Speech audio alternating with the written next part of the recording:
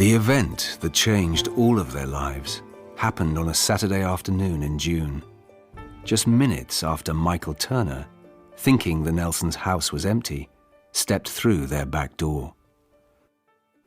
Although it was early in the month, London was blistered under a heat wave. Michael had found the Nelsons' back door unlocked and ajar. Resting his forearm against its frame, he leant into the gap and called out for his neighbours. "Josh? Samantha?" There was no reply. The house absorbed his voice without an echo. He looked down at his old pair of deck shoes, their soles thick with freshly watered soil. He'd been gardening since lunchtime and had come straight over to the Nelsons without washing. His knees, showing from under his shorts, were also smudged with dirt. Hooking the heel of his left shoe under the toe of his right, Michael pulled it off. As he did the same with the other, he listened for signs of life inside the house. Again, there was nothing. He looked at his watch. It was 3:20. He had a fencing lesson on the other side of the heath at 4. It would take him at least half an hour to walk there. He went to push the door wider, but on seeing the soil on his hands, nudged it open with his elbow instead, then stepped inside. From the heath at his back, Michael heard a dog barking, the chatter of distant picnics. The sounds had the texture of memory, as if he'd crossed a threshold in time, not of a home. Samantha and Josh's kitchen was solid and generous. On the other side of a breakfast bar, pot plants fringed a sagging sofa and 2 armchairs. An oval dining table occupied the far end of the kitchen, and there, hanging above it, were the Nelsons. The portrait was in black and white, a studio shot taken when Rachel was still a toddler and Lucy a baby. The 2 children, wearing matching white dresses, sat on their parents' laps. Samantha laughed down at them, her eyes averted from the camera. Josh, however, smiled directly into its lens, his hair cut in the same boyish style he still wore, but without the dustings of grey spreading at his temples. Michael had known the Nelsons for only 7 months, but their friendship, once made, had been quick to gather momentum. The Nelsons had become a settling presence in his life, a vital ballast against all that had gone before. Over the last few weeks, it felt as if he'd spent more time at their table than at his own next door. The kitchen was the room where they'd eaten and drunk, and where so much of his recent healing had happened. The room where he'd learnt to remember not just Caroline's absence, but also her. He should probably check the rest of the house. It was almost 3:25. If anything looked amiss, he could always call Josh as he walked to his lesson. Wherever he was, Michael figured, he and the girls couldn't be too far from the house. As he crossed the kitchen, its terracotta tiles cool against his feet, his damp socks left a trail of moist footprints, slowly shrinking behind him as if a wind were covering his tracks. It was Josh whom Michael had first met on the night he'd moved into South Hill Drive. Michael had never thought he'd live in London again, but when his wife, Caroline, hadn't returned from what should have been a 2-week job in Pakistan, he'd eventually decided to sell their cottage in Wales and move back to the capital. Coed y Bryn was an old Welsh longhouse, a low-ceiling cottage and barn built into an isolated hillside outside Chepstow. It was not, Michael was told by his friends, a place to be alone. With Caroline gone, they'd said, he needed people, distraction. Eventually, one of her work colleagues, Peter, had offered him a flat to rent in a 50s block overlooking Hampstead Heath. When Peter sent through an email with the details, the first photograph attached was of a pair of wide windows, their frames filled with trees and the undulations of the heath. With Caroline gone, Michael needed to start again, but he also did not want to start again. So he'd replied to Peter and said yes. When Michael and Caroline moved from London to Wales, they'd hired the removal company's largest lorry to bring their combined belongings to Coed Bryn. They'd both led independent, largely single lives into their 30s, and although neither had been rooted for long, both had been keepers rather than leavers. The addresses that had led Caroline to Coed Bryn were a paper trail of the regions she'd covered as a foreign correspondent for a US satellite station. In 2001, still in her 20s, she'd been embedded with an Uzbek division of the Northern Alliance as they'd fought their way towards Kabul. In 2003, she'd celebrated her 30th birthday with a bottle of Jack Daniels and an American Marine in the back of an armoured car on the outskirts of Baghdad. Although her life had been a sequence of erratic excitements, she was not always happy. She witnessed the aftermath of horrors. She saw what humans could do to each other. She had lost friends in Bosnia, Afghanistan, Lebanon, Sri Lanka, Iraq. But for Caroline, these deaths and the grief in their wake were the price of life. Then, one day, waking alone in a hotel room in Dubai, she'd felt differently. She'd wanted it to stop. She'd wanted to wake up and know straight away where she was. She'd wanted, to be missed and needed.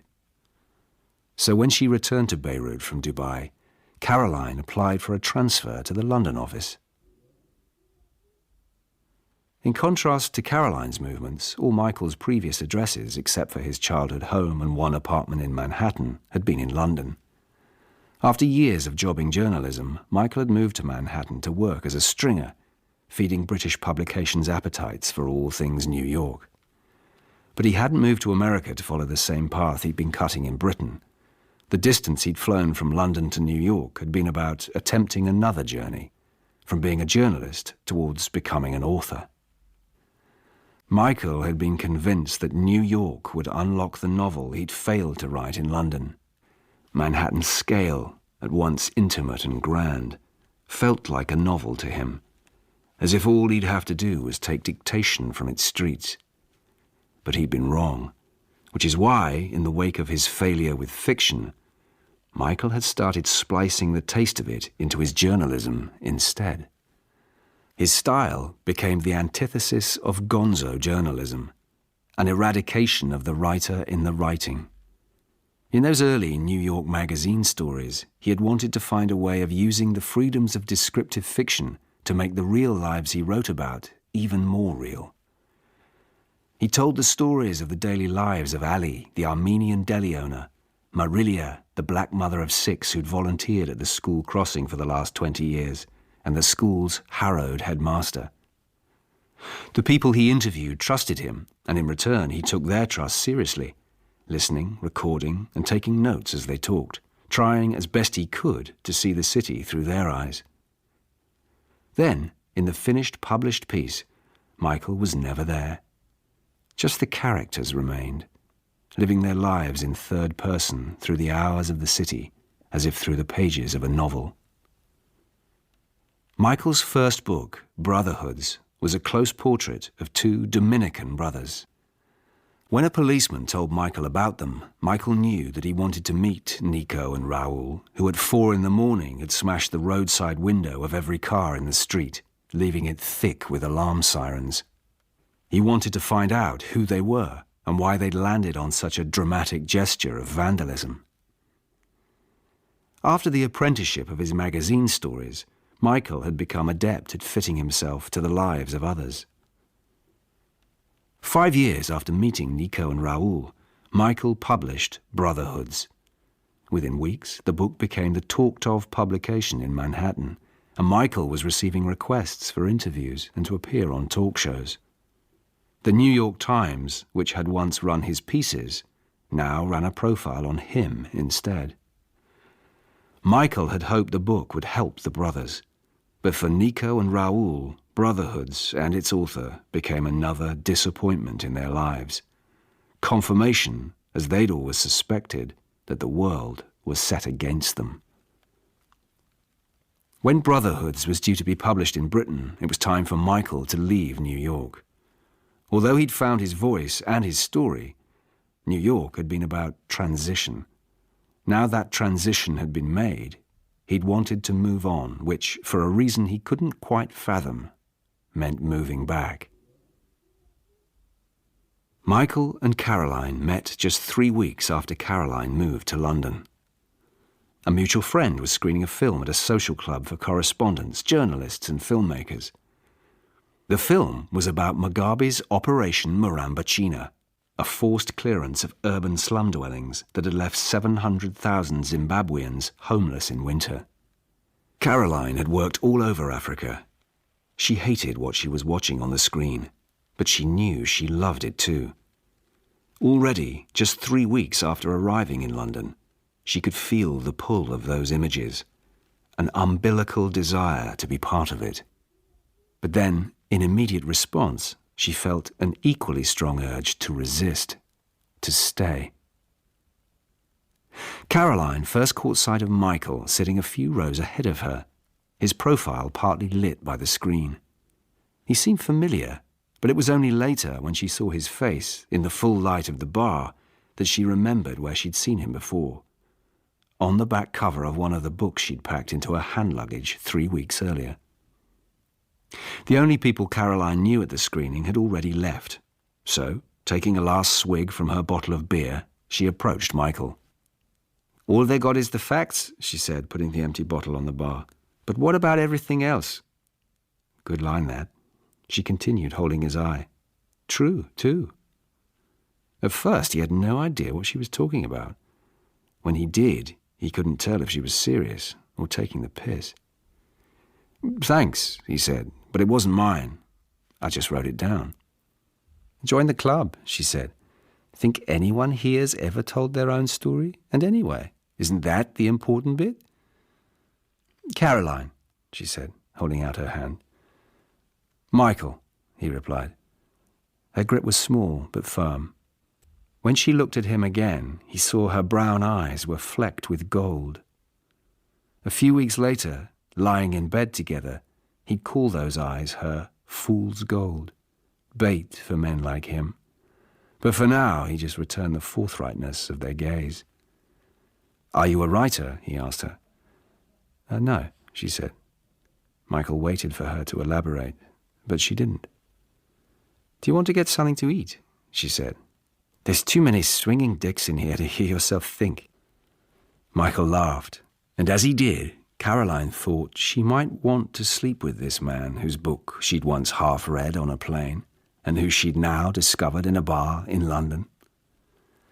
A woman behind them raised her voice, shouting over a balding man shaking his head. "But that's nothing," the woman said, gesticulating with a half-full glass of wine. "I mean, were you in Somalia?"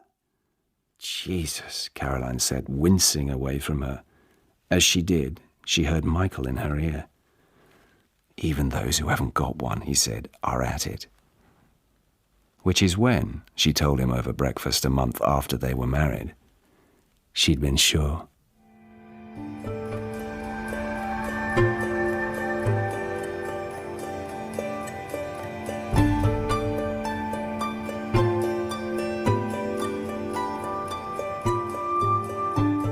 The next time Michael and Caroline saw each other was for dinner in Covent Garden. Caroline arrived at the restaurant in a floor-length grey coat over a tightly fitting black dress and high heels. As she walked towards him, Michael saw the eyes of other diners catch on her as she passed. Caroline, he realized, was a woman who, if she chose, could provoke this kind of reaction on a daily basis. As he stood to meet her, it was the fact that she didn't, as much as her attractiveness, that excited him. As far as Caroline was concerned, she'd already decided she wanted Michael. Not just because she was attracted to the subtlety of his humour and his looks, but what she'd never encountered before was Michael's stillness.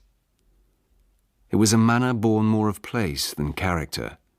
Although he'd not stayed close to Cornwall, the landscape that had shaped him, a resonance of that coast, had remained with him. They slept together for the first time that night. As her small hands explored under his shirt, Michael unzipped her dress and pushed it off her shoulders. Her body was taut, spare, her underwear surprisingly ordinary, but she was not. It was several weeks later that their sex became a conduit for something else. Michael had already given Caroline a set of keys to his flat by Hammersmith Bridge, but he was working late at the library that day, so rather than have her come round, he'd agreed to meet her the following morning instead. As he'd cycled home, a storm that had been threatening all day finally broke. Wheeling his bike into the hallway, he'd stripped off his coat, shoes and socks, then gone through into the kitchen. As he did, he'd noticed the message light was blinking on the phone. Hardly anyone used his landline, so he wondered who it was as he pressed play. "Hello, Michael." He could tell she was smiling. "Guess who's upstairs? You want to come and join me?" He found her in the bathroom. Its steamed air scented with amber, the water drawn to the rim and tea lights balanced around the sink. She'd watched him undress, the faintest of smiles playing across her mouth. Slowly, he'd sunk into the warmth of the bath. Neither of them spoke as he drew her towards him, sending splashes swilling over the bath's rim. "What took you so long?" she said, speaking into his neck. "A girl could get bored up here all alone." Afterwards, they'd stumbled into the bedroom, wrapped in half-undone towels and each other's limbs, their wet bodies imprinting patterns of their embrace across the duvet and pillows. Drugged by the warmth of the bath, they'd moved slowly as if they'd just woken. The friction of their bodies released the amber perfume of the bath oils still on their skin. When Michael woke the next morning, there had been a single thought repeating in his mind. "I don't want this to stop." But with it came a fear. It was the trepidation of happiness, a spreading sensation in his chest, provoked by a joy so palpable that by its very nature was unbearably fragile. As Caroline showered, she too became aware of a shift in her perception. This wasn't about infatuation or abating loneliness. It was about something she'd never felt before. But what she did know was that she wanted more of it. Whatever it was, she wanted more. The following spring, they watched, Michael's arm across Caroline's shoulders, as the removal company's lorry manoeuvred its way down the lane towards Coed y Bryn. As it lumbered towards them, rocking in the potholes, broken stalks of cow parsley shivered in its wing mirrors, as if it had been decorated expressly for its arrival at their marital home. For the first week, they went nowhere other than the local shops or takeaways.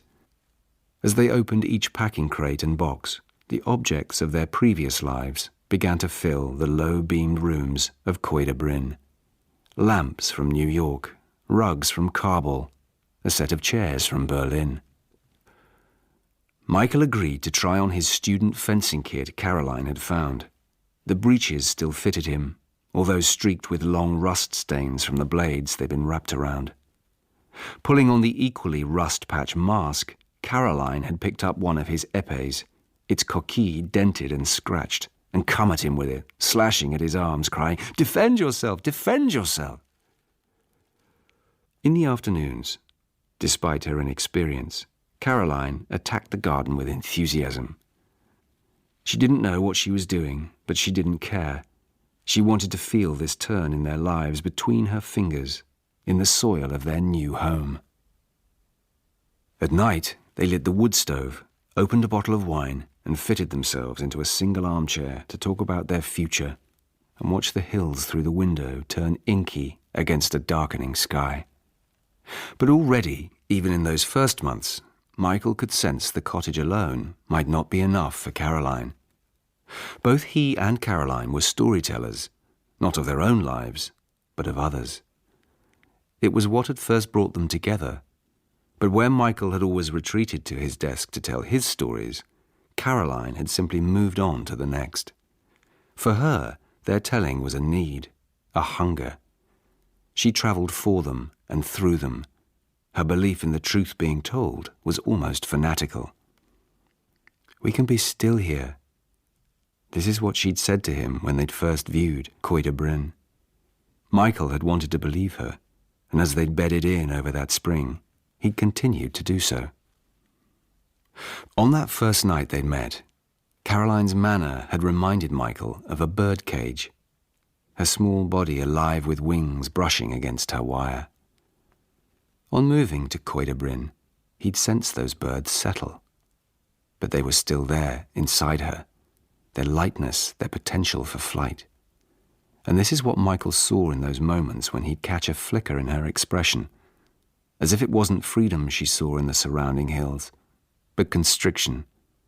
The wingtip of one of those birds woken within her, its plumage flashing in her eye, its feathers brushing under her brow. Within days of unpacking, Michael had begun work on his next book. Like Brotherhoods, The Man Who Broke the Mirror was to be a work of non-fiction but novelistic in style and tone. Its subject was Oliver Blackwood, a brilliant but volatile neurosurgeon who had become fixated on locating the neurological source of empathy. He hoped it would be an intimate portrait of a search for why we feel for others, conducted by a man whose default position was only ever to think of himself. As Michael worked on his book in his study upstairs, Caroline began a new job in Bristol as a producer at Sightline Productions, a TV company specializing in news and investigative documentary. The directors of the company had been thrilled to welcome someone of Caroline's experience. Although she wasn't a household name, she had garnered respect within the industry. There was personality to her reports, and by the age of 30, she'd already broken 2 international stories herself. The majority of Sightline's work dealt with issues in the Southwest. Occasionally, a local story would provoke national interest. A study by Bristol University into pesticides and the declining bee population. The story of a Devon family's fight for their father's right to die. None of it satisfied her, and Michael knew it. The few times Sightline asked her to oversee a shoot, Michael could sense the change in her as soon as she came through the door, her shoulders slung with cameras and bags of videotape. He would feel it emanating off her. When Michael asked her about it, she'd reassured him that this was what she'd wanted. It was she who suggested they move out of London, to put a stop to her travelling. The foreign field work had been like a drug, but she was coming off it now. For them, but mostly for herself. The first winter at Coed y Bryn was long. Despite the weather, it was over these months that Caroline took to climbing the hill behind the cottage on her own. There was no mobile reception inside the house, and Michael noticed she'd begun taking her phone with her on these walks. It hadn't worried him. He'd sensed no waning in her feelings for him. Ever since he was a teenager, Michael had lived with a low-grade hum of concern that he would never be able to love. But with every day together at Coed y Bryn, Caroline was proving him wrong. She was preparing dinner when she told him. "We got that commission," she said from the kitchen. She was chopping vegetables. Michael was editing a chapter at the table. "Oh, that's great," he said without looking up. "Nab work?" It was late April, and the evening beyond the French door still held a hint of the day's light. "Yes," Caroline said. "Transmission in October, if we can make it work." Picking up the chopping board, she tipped the slices of courgette and red onion into the saucepan. "The uncle's agreed to contribute. He's our in, as long as we keep him on board." There was something about the way she'd said "our" and "we" that made Michael look up from his editing. "The uncle? Sorry, love, which one is this again?" She turned to face him. Her expression was like that of a nurse imparting news to a relative. "The one about the boy from Easton," she said, leaning back against the kitchen counter and crossing her arms. She still held the knife in her hands. The scent of the garlic pulp on its blade came to him. "The kid who went to Pakistan. His uncle's agreed to go back, to make the introductions." He remembered now. 3 young Muslim boys recruited at a mosque in Bristol. They were only 17, 18 years old, Like backpackers, on a gap year they'd left for a training camp on the Afghan-Pakistan border. 2 of them had returned, but a third had not. Sightline had approached his family about making a documentary. That was all she'd told him, months ago now. He put down his pen. "That's amazing," he said. "Well done. Sightline must be over the moon." He leant back and put his feet on a chair. "But who's on their books who could handle something like that, I wonder?" She looked back at him. "It would be 2 weeks max." "When?" Pushing herself from the work surface, she came to him, lifting his legs and placing them on her lap as she sat down. "It wouldn't be Afghan," she said. "We do it all from Pakistan." "Would it be safe?" he asked. She shrugged. "As safe as it can be." She leant forward and took his hands. "It's a really important one, Mikey. His uncle, the sources he's mentioned, no one's had this kind of access before, no one. We'd be the first. And the group he's with, this kid, they want to tell their side of the story. And so does he." He knew, as he stroked the back of her hand and she squeezed the fingers of his, that he could only go with this. And somewhere, under that deepening ache in his ribs, that was also what he wanted. It was what they'd promised each other from the start. To help each other be happy, whatever that meant. He lifted his feet off her lap and leant forward, taking her face in his hands. "Just," he said, kissing her lightly, "be careful." Her lips were warm, and as she kissed him back, pulling him to her, her mouth tasted of the onion she'd been eating as she cooked. "Thank you," she whispered, putting her arms around his neck. "I owe you one."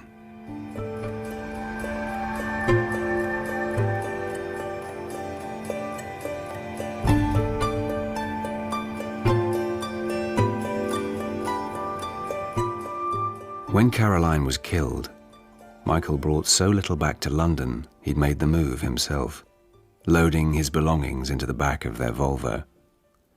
He'd decided to sell Coidebryn, fully furnished.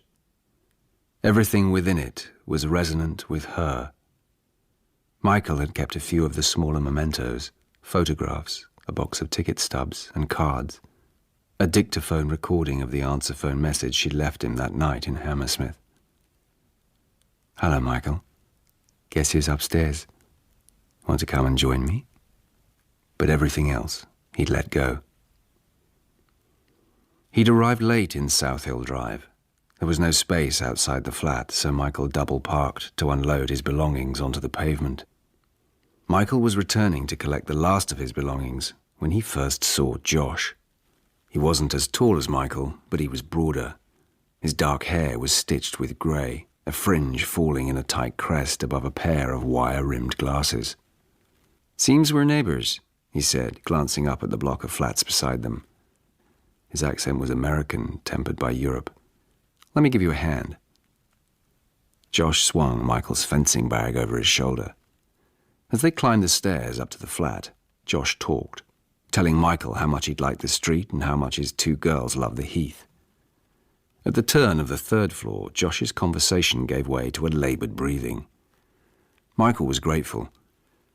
As they descended, he'd felt himself growing tense in anticipation of the question he didn't want to answer. But it never came, and Josh fell silent with the exertion instead. Inside the flat, Josh lowered the box and swung the kit bag off his shoulder. "I'd offer you a drink, but..." Michael gestured at the empty room.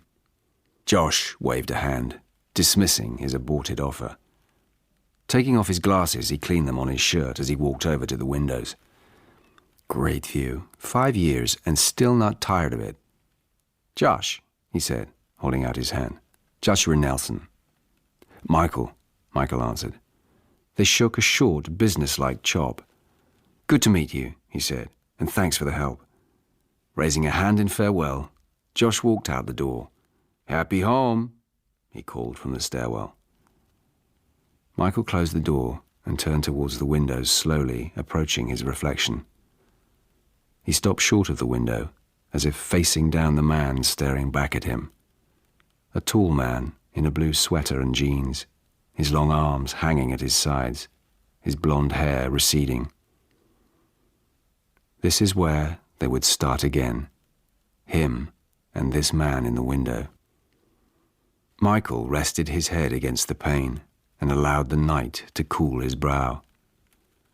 Caroline was dead, and he'd been left holding the shell of that truth, bereft not only of her, but also of the man she'd been making him.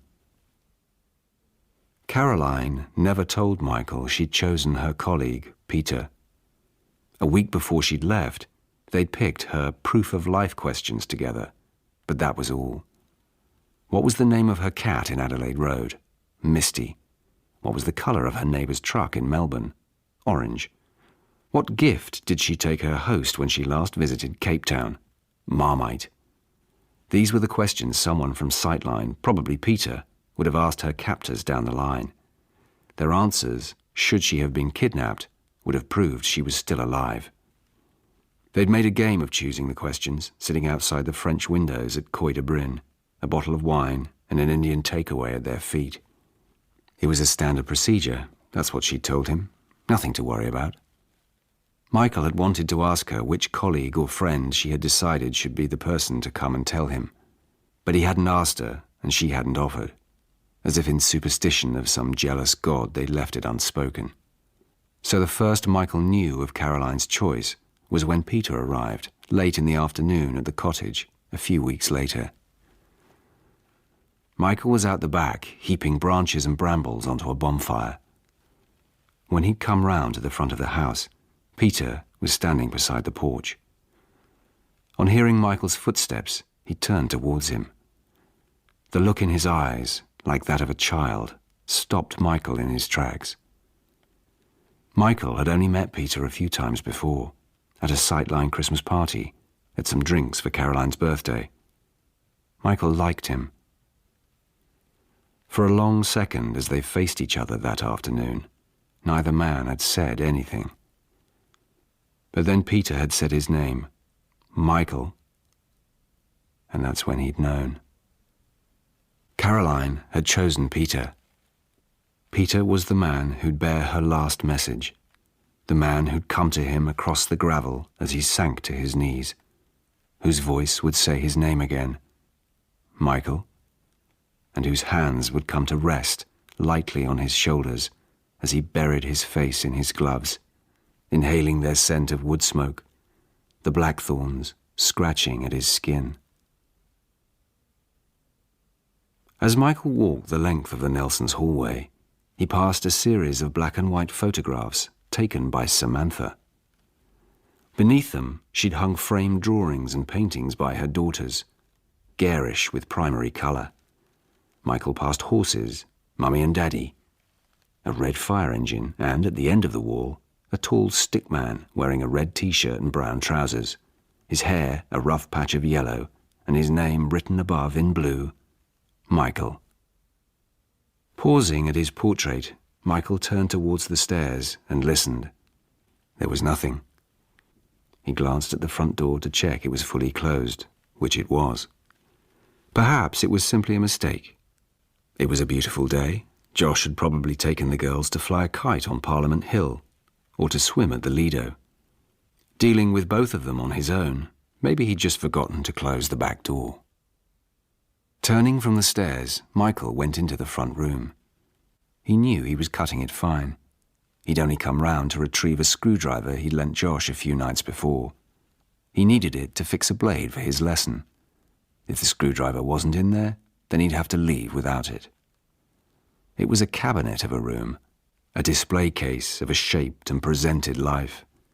Side tables deep with photographs of parents, the girls, Samantha and Josh on their wedding day. An old trunk served as a coffee table. Standing within this lit order, Michael held his dirty hands in front of him, palms up, like a surgeon before an operation. When Josh's promise of an invitation had arrived, it had brought Michael to a party in this room, which is where he'd first met Samantha and the girls. The room was loud with people. The activity had caught him unawares. He'd been back in London for 5 weeks, but he'd yet to open himself to a social occasion like this. His memory had become a minefield. He was not used to crying, but even now, 6 months after her death, a thought of Caroline, the shadow of an image, the recall of how she tied up her hair before a shower, could be enough to make his chest thicken, his breath shallow, and his eyes fill. To avoid such uninvited memories, he kept himself away from anything that might accentuate the space of Caroline at his side. Josh, guiding him with his hand on his back, had introduced him to a group of guests. Michael had appeared to talk easily enough, but beneath the conversation his mind was double-tracking all the time, trying to keep one step ahead so as to steer it away from any question that might force him to mention Caroline or her death.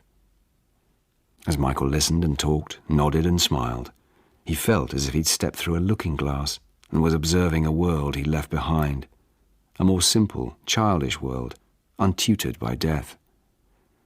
He knew it wasn't true, of course, that every adult in the room would have carried their own grief, however subdued. She was acquainted with death. That's what Caroline had told him. She knew death and what it did to the living.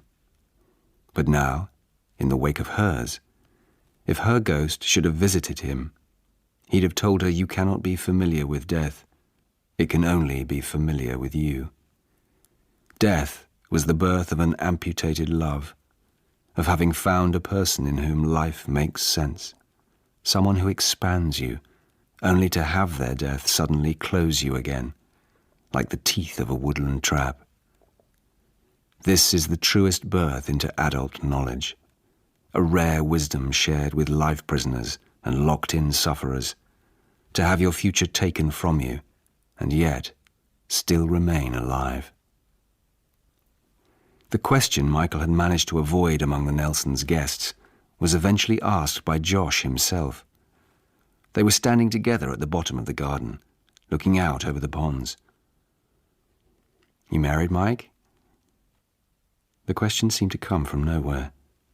A dog was swimming in the pond, only its golden head visible above the water. Josh pointed with his cigarette at Michael's wedding ring.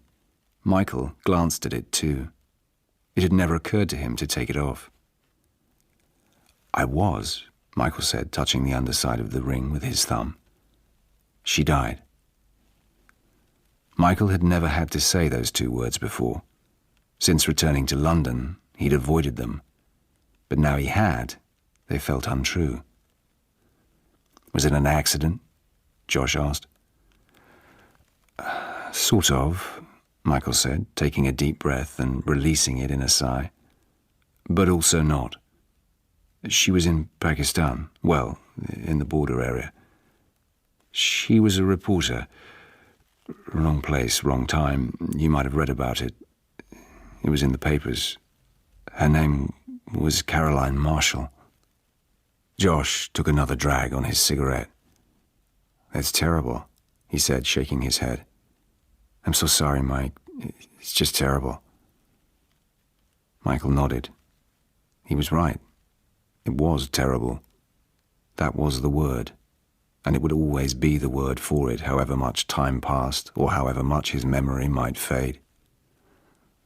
As they walked up the garden towards the chatter of the party, Josh asked, "So what is it you do, Mike, to keep the wolf from the door?" "I'm a writer," Michael said. "Yeah?" Josh said. "Anything published?" "1 book, too many articles." "And you're with Lehman's?" Michael asked. "Yeah, in brokerage mostly," Josh said, as if that's what everyone did. "Hey, listen, there's someone here I want you to meet. Old college buddy of mine, Tony. He and his wife have just moved over." In the years to come, Michael would often think how it was Tony, more than anyone else, he had to thank for his friendship with the Nelsons. Or perhaps to blame, given what happened because of it. Had Tony and his wife Maddie not been at the party that day, then it was more than possible Michael would have remained no more than a neighbor to Josh and Samantha. There are narrow windows for certain beginnings. multiple strands of personal histories, psychologies, emotions that intersect once only and then never again. There is, in the end, a time for everything. This is what Michael told himself in the years afterwards, that however much he attempted to locate the source moment of what had happened, he could not. There was always another beyond it, connected by the most fragile of strands, but connected still. Time had travelled through all of them, him, Caroline, Samantha, Josh, their children, Lucy, Rachel, and there was nothing they could have done about it. None of their choices had been malign, and yet, combined, they'd created darkness more than light.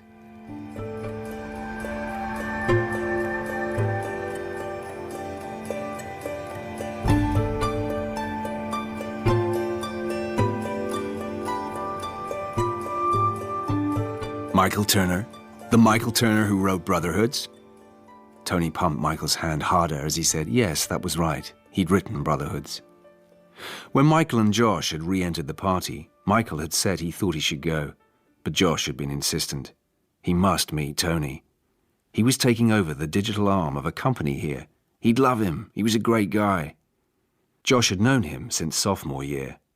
Michael was a writer, Tony was a publisher, so of course he should meet him. With a hand on Michael's shoulder, Josh had guided him back into the talk and the drink of the front room. Tony Eplin was a tall, balding man with the hollowed cheeks of a distance runner. On being introduced to Michael as our rider neighbour, he extended a polite but wary hand. On hearing Michael's name, however, his expression discovered a new vitality. "It's great to meet you," he said, finally letting go of Michael's hand. "That was a great book. I loved it. I really did." "Well, you two know each other?" Josh asked, looking up at Tony from between them. "Yeah," Tony said. "Well, no, but Michael's book, I know that for sure. It was a big deal. Everyone knew it." Michael thought he saw a glimpse of their teenage dynamics in Josh's reaction. Smiling and nodding, he turned to look at Michael as if seeing him for the first time. "Yeah? That's so? You should have said." Tony, Michael felt, had long been in possession of a taste to which Josh aspired, perhaps since those early college years. "Hey, Maddie! Maddie!" A woman as tall as Tony turned towards them. Michael had never seen her before, but he still felt he knew her, having often met women like her at drinks parties on the Upper East Side, or sleek in evening dress at the Met. She was slender-necked, the crow's feet about her eyes, somehow a mark of knowledge more than age. Maddie came over, parting the bodies between them with fingertip touches on their backs. "This is my wife Maddie," Tony said. "And this," he continued, laying a hand on Michael's shoulder, "is Michael Turner, the guy who wrote Brotherhoods?" Tony's voice was strong and confident, rising above the other talk as Tony and Maddie told him how much they'd enjoyed certain passages of Brotherhoods, and how Tony had once missed his subway stop while reading it. His attention to Michael began to draw the attention of others too. In the focus of his and Maddie's questions, and in the ripples it sent through the other guests, Michael felt a resonance once more of the success to which the lives of Nico and Raoul had led him. Perhaps it was the drink, or just the relief of having been asked the question he'd feared for so long, but as the talk opened up, Michael felt something give within him, a loosening in his memory of Caroline, in his dependency. It was a subtle slippage, but it was movement nevertheless, a falling away. Which was why, as he stood in their front room, talking with their friends, he'd felt such a flood of gratitude towards the Nelsons, Josh and Samantha, for inviting him into their home. Michael approached a desk in the corner of the front room. A pile of art books was topped with a paperweight, a blue butterfly suspended in its glass. As far as he knew, this desk was where Josh had put the screwdriver he'd lent him, but there was no sign of it. Michael didn't want to start opening drawers. His hands were dirty, and he would leave marks. He checked the time again. The broken blade was his only French grip. His fencing master, Istvan, had told him specifically to bring it this week. The fencing lessons had been a suggestion of the bereavement counsellor he'd been assigned in Chepstow. At first, Michael had resisted her idea, At that stage, he'd still been consumed with exposing those who'd killed Caroline. His energies channeled into sating his anger rather than assuaging it. But on leaving Coed y Bryn, he'd remembered what the counsellor had said. It can help, and not just the exercise, but also taking up a past activity, something from before. He'd found the club on the internet, a small but dedicated group of fencers, mostly épée and foil, who met twice a week in a sports hall in Highgate.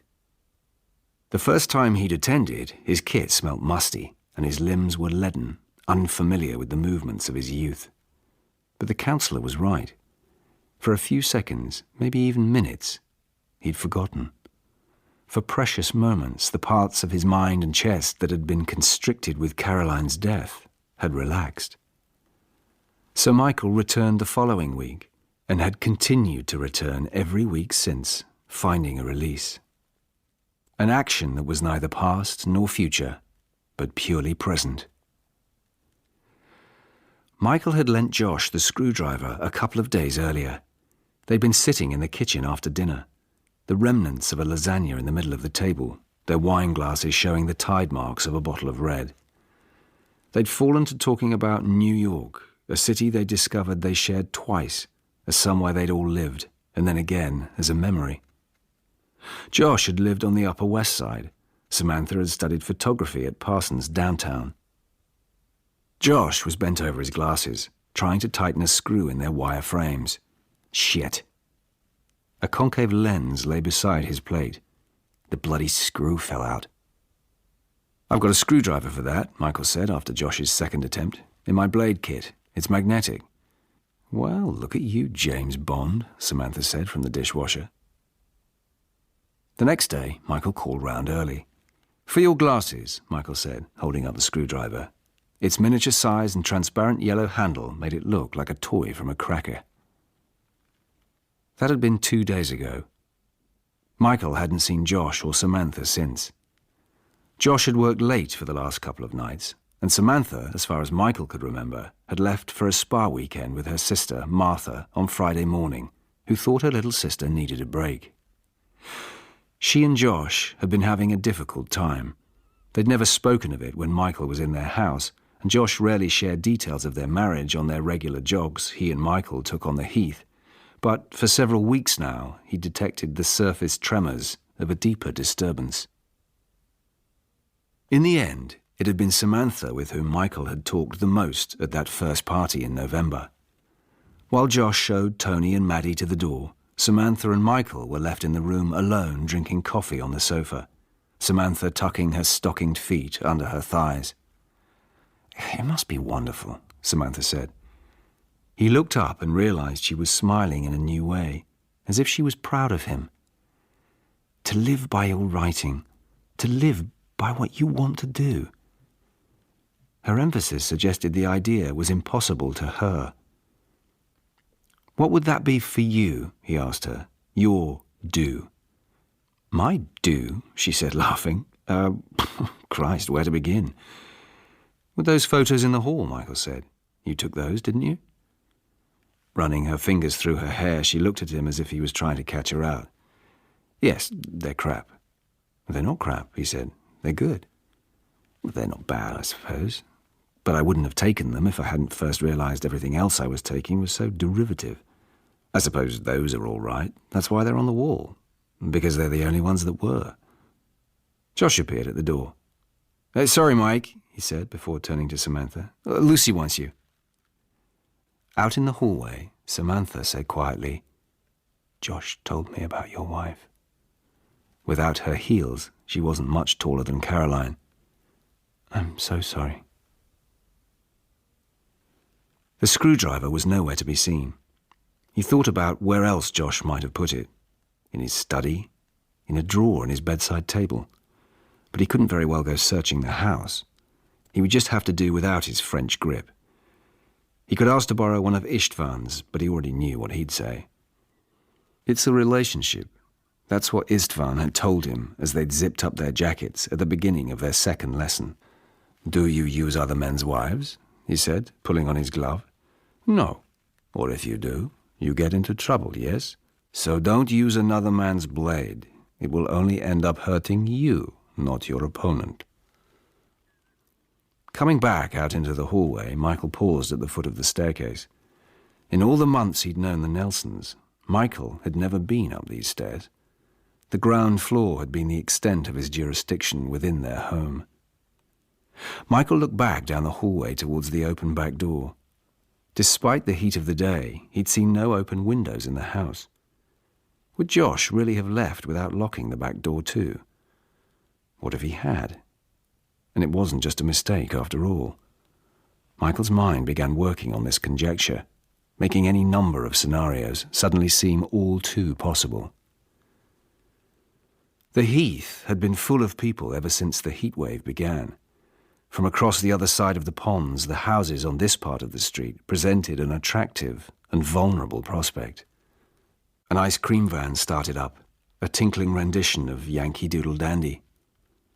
Michael felt a chill at the back of his neck. He thought about calling out again, but if there was an intruder in the house, he didn't want to alert them to his presence. They'd already have heard him shout for Samantha and Josh from the door. Would they think he'd left when he got no answer? Or were they still waiting to hear the back door close so they might make their escape? He looked up the stairway towards where it turned, curving behind the wall. His pulse was beating in his temples. It was only right he should check the other floors of the house, to make sure. As quietly as he could, Michael walked towards the stairs. As he climbed the first few steps, treading on the carpet runner to soften his tread, he stared intently at the turn above him, half expecting someone to appear around its corner. Which is when it happened.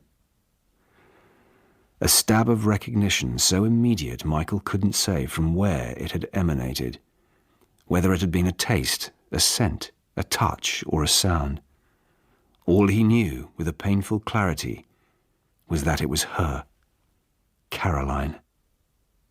This, at least, was what Michael's body was telling him. His mind, though, was already dismissing what he'd sensed as no more than grief. Caroline was dead. All that remained of her was in his memories, and so this, his mind cautioned him, was all he was feeling. Memory, triggered by some unseen, unheard association. Michael wanted to believe the certainty of this rational voice, but he could not. It was a voice winnowed of mystery and devoid of that most seductive of drugs, hope. Michael froze, stilling himself. He was breathing rapidly, his heart thumping in his ribs. All thoughts of an intruder flooded from him. The strength of the sensation had been such that now the only person he expected to come down the stairs was no longer a burglar, but Caroline. Michael listened. The ice cream van had stopped its tune.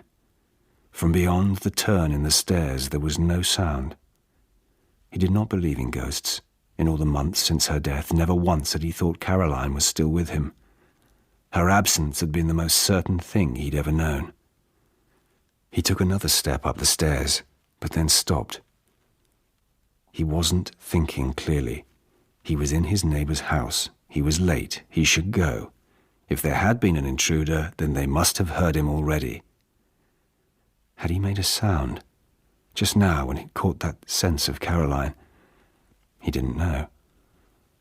Whatever, it no longer mattered. He should go. He should leave by the back door through which he'd entered and close it behind him. But he could not.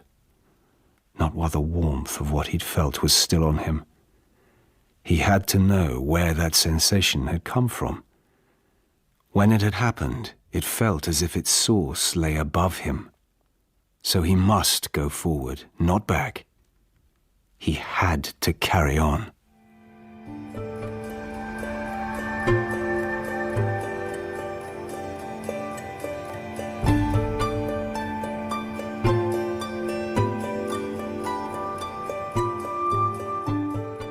On the day Caroline was killed, Major Daniel McCullen woke early in his second-floor bedroom in Centennial Hills, a suburb in northwest Las Vegas.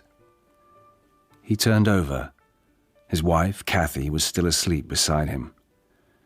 Even with their recent troubles, this waking together still felt like a gift to Daniel. This was why they'd moved to Nevada, to feel their future as firmly under their feet as their present. As soon as Daniel had learned what they'd be doing at Creech, he'd put in for a transfer. He'd been on 3 tours since they got married, 2 in Afghanistan and 1 in Iraq. All 3 had been hard on Kathy and the girls. What they had planned for the 432nd at Creech seemed like the perfect answer. To still be flying missions, to be doing his duty, but to be with his family too. They'd come to Las Vegas to remove the wars from their lives. But now, Kathy came home to it every day. Not because he was away on tour, but because he wasn't.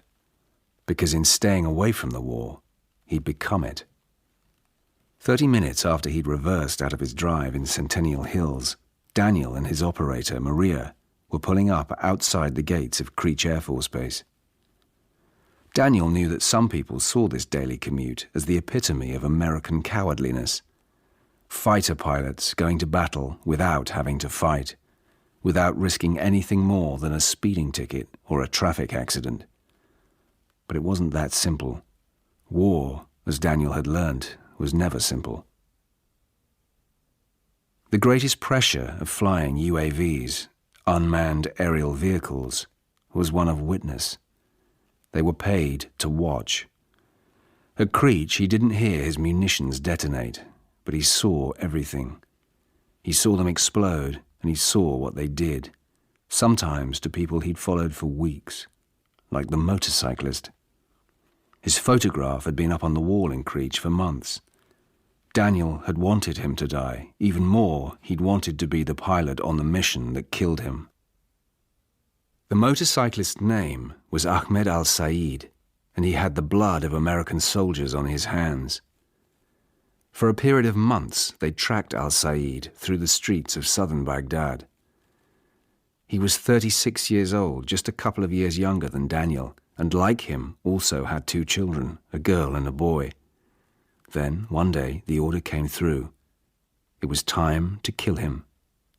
According to a source on the ground, he would be setting up an ambush for a US convoy. On the day of the mission, Daniel and Maria followed him from early in the morning. He must have been in good spirits. 3 times on his journeys through the city, he'd stopped to join in with a kid's soccer game. Maria had zoomed in close as he dived the wrong way to let a kid score. And then, less than an hour before they killed him, Daniel had watched as another boy rode his shoulders in celebration of a goal. The intelligence was good. After that final game, Ahmed had met with 2 other insurgents. Daniel and Maria continued their observations as the men unloaded 2 RPGs, rocket-propelled grenades, and 3 AK-47s from their van. The group was still getting into position when Maria achieved a lock and, confirming a clear blast area, Daniel fired a hellfire from his Predator. When the smoke cleared, the other 2 men were dead. Ahmed, however, was still alive, rolling from side to side, clutching at the stump of his left leg. This, Daniel had told himself, is what he'd wanted. They'd saved American lives. The mission was a success. That evening, Daniel hadn't gone home, not right away. Instead, he'd driven into the desert.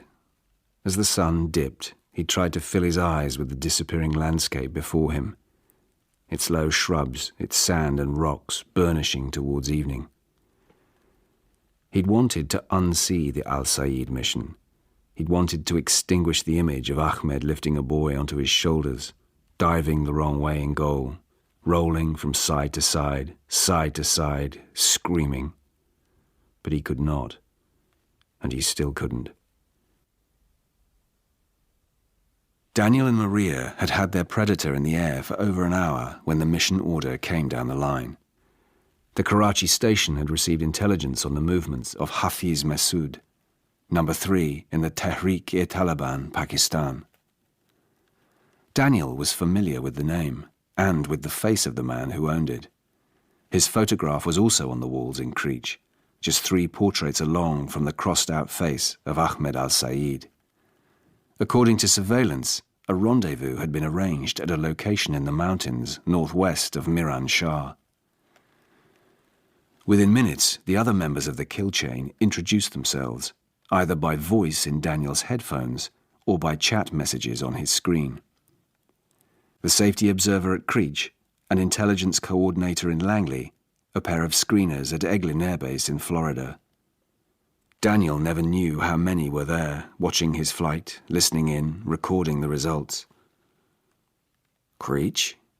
The screener's voice sounded unsure, a degree off the usual protocol. We have 2 times vehicles approaching south-southwest, approximately 8 packs total. Within seconds, a visual appeared from a Global Hawk, a surveillance drone watching the watchers. Within another 30 minutes, Masood's convoy had reached a small compound high up one of the eastern valleys, half in shadow, half in light.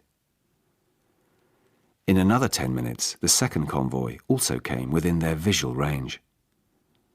High in the valley, in the mud-walled compound, the lead vehicle came to a halt and 2 men got out.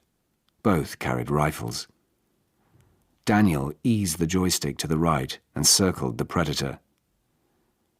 The scene looked strangely peaceful. Everyone was waiting. Him, Maria, the screeners, the coordinator, the observer. Somewhere, the pilot of the Global Hawk. And, they all hoped, in the back of one of those vehicles, Hafiz Masood was waiting too. Okay, people, eyes front. It was the coordinator again, marking the arrival of the second convoy.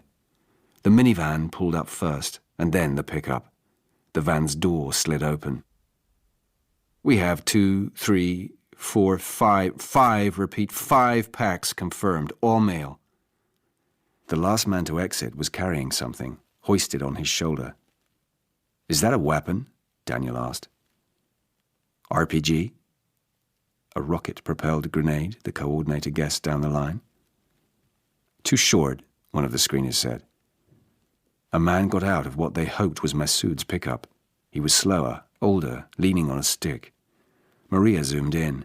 He wore a combat jacket over his tribal clothes and carried what looked like a briefcase, holding it close to his side. That's him, the coordinator said. That's our guy. Daniel breathed deeply, trying to control his adrenaline. He scanned the territory of his screen for any others, which is when he saw a movement in the minivan, a light patch in the dark of its open door. Minivan door, he said. Check sensor, Maria replied, tightening focus on the van. What's the problem, Major? The coordinator asked. For the first time he sounded urgent, pressed. Was that a woman in there? Daniel asked. A woman? The coordinator replied. No way, not at a meet like this. Screeners? Daniel asked. The van's open door was filling half his screen now, but all of it was dark. No way to tell, one of the Florida voices said. I saw something, said the other. I saw a man, the coordinator said, cutting in. Possible 10th packs. Eyes front, Maria said. The 2 groups had come even closer together. What you got, Creech? The coordinator asked. 2 times Hellfires confirmed, Daniel replied. Okay, Major, you have intel clearance. Permission to engage? Daniel asked, slipping into his kill protocol.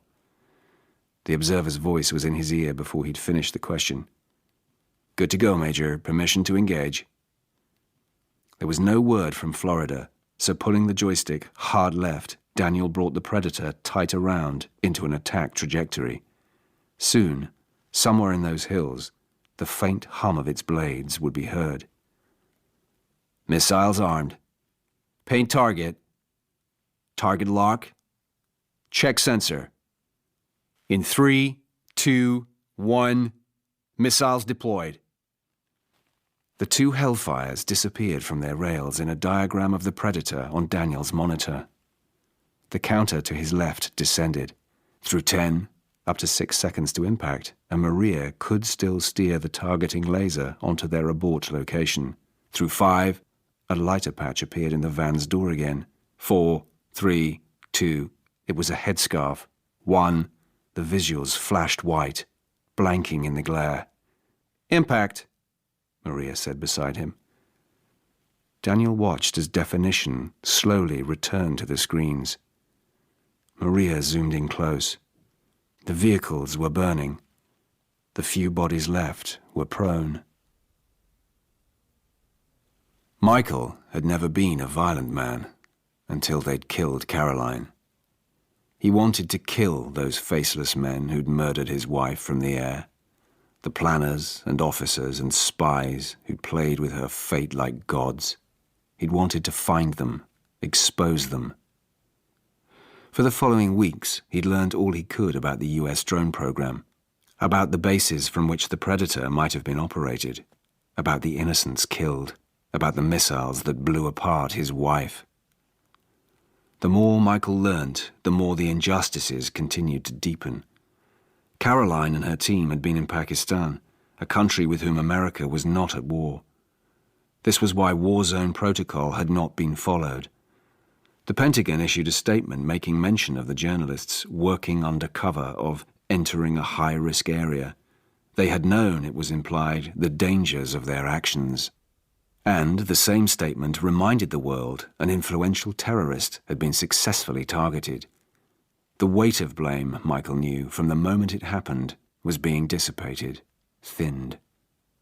Then, just as quickly as it had first washed through him, the swell of Michael's vengeance ebbed. He would let others discover the details, the reasons. Because for Michael, there was only the one truth to learn, and he'd already discovered it when he pressed Caroline's clothes to his face. In her scent, fading by the hour, and in the sheets of their bed still creased by her body, which was no longer whole and no longer here. As Michael reached the turn in the stairway, a floorboard creaked. His heart a tight fist in his chest, he leant forward and looked around the corner. There was nothing. No ghost, no intruder, no Caroline. Just a part of the Nelsons' house he'd never seen before. The resonance of the sensation he'd felt was fading in him, as if she'd only just vacated the air on the landing before him, leading him on an impossible game of hide-and-seek. Caroline was dead. All that remained of her was in his memories, a memory triggered by some unseen, unheard association. As he glanced out of the window at the quiet street, he seemed to surface back into the day. What if Josh were to come home now to find him in their bedroom? What had he been thinking in coming up the stairs? He hadn't heard a sound since he'd entered the house. He should leave now, while he still could. Write a note for Samantha and Josh, close the back door, and leave.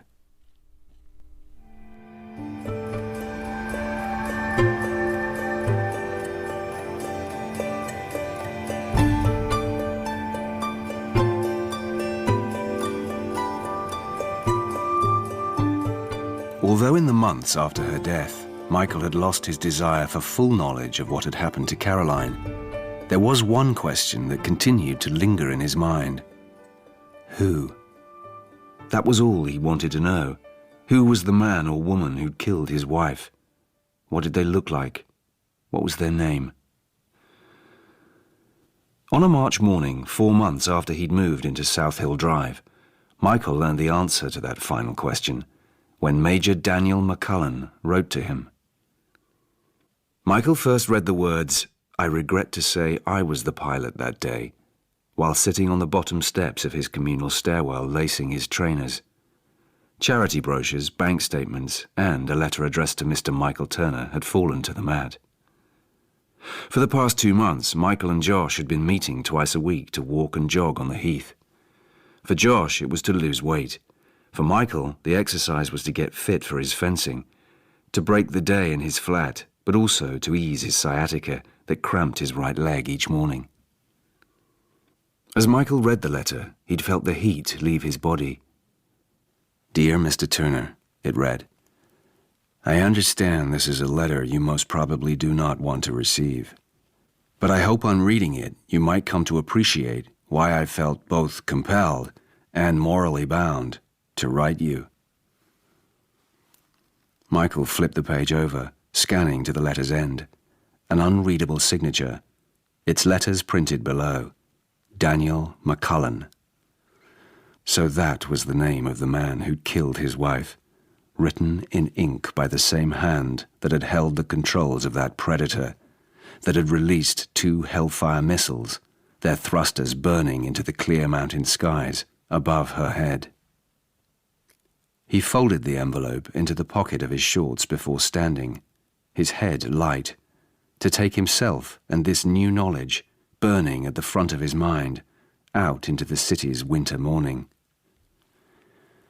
All through his walk and jog with Josh that day, around the men's pond, up to skirt the grounds of Kenwood House and back through the woods to Parliament Hill, Michael had felt the letter's edges rubbing against his thigh, its words distilling through his body and his mind.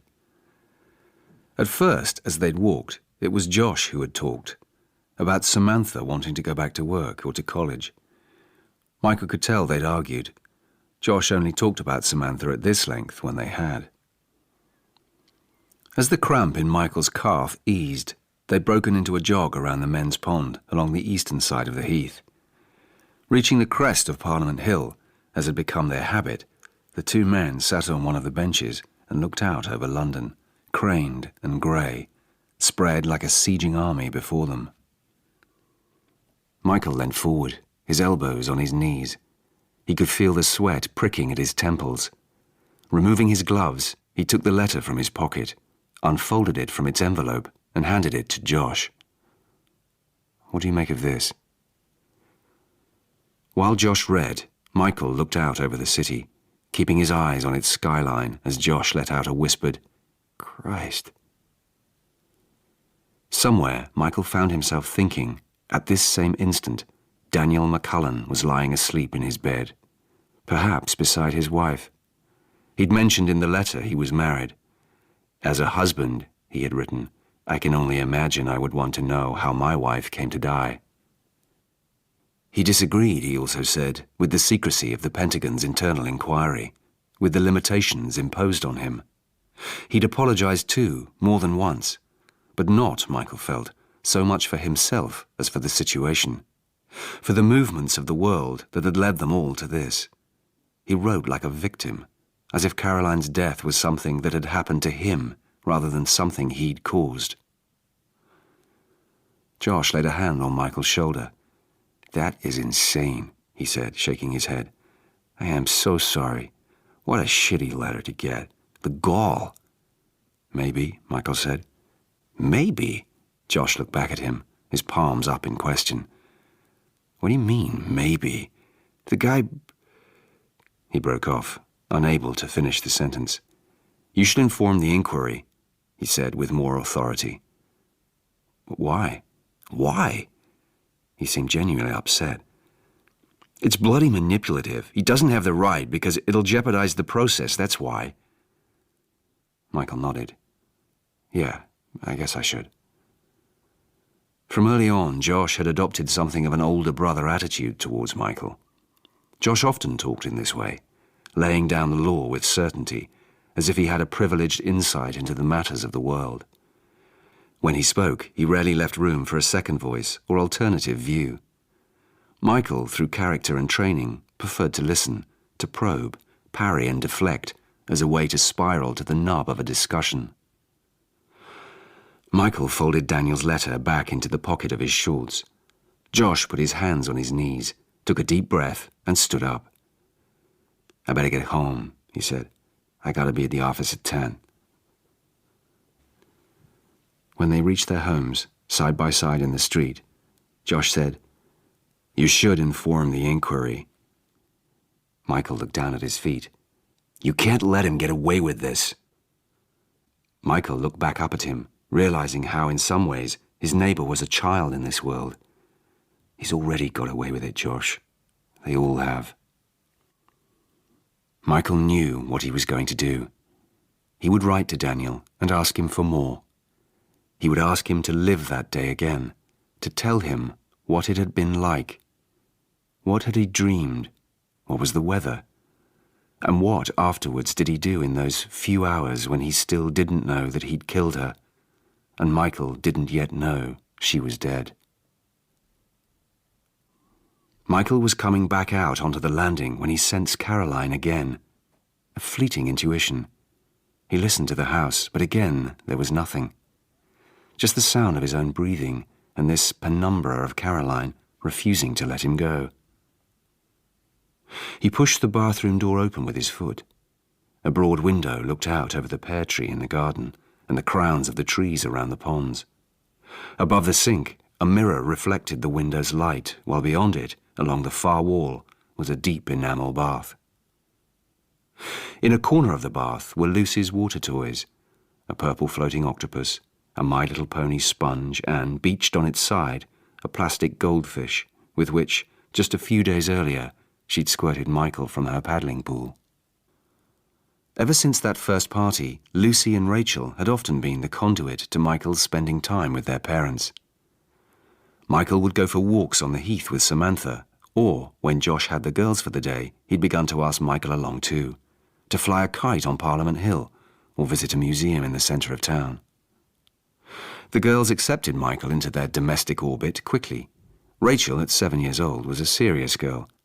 She had a tendency to want to take Michael aside to talk with him, conducting herself as if her affairs, her drawings, her books, her tales of school, were of an importance far beyond the trivialities of family life or her peers. In contrast to her sister's desire to escape the limits of her age, Lucy revelled in the licence of hers. To her, Michael was someone to whom she could perform, and with whom she pushed the limits of what she could get away with, without fear of parental retribution. When they walked on the heath, she often insisted on being carried on his shoulders, his height thrilling her with an adult's perspective and a safe breed of danger.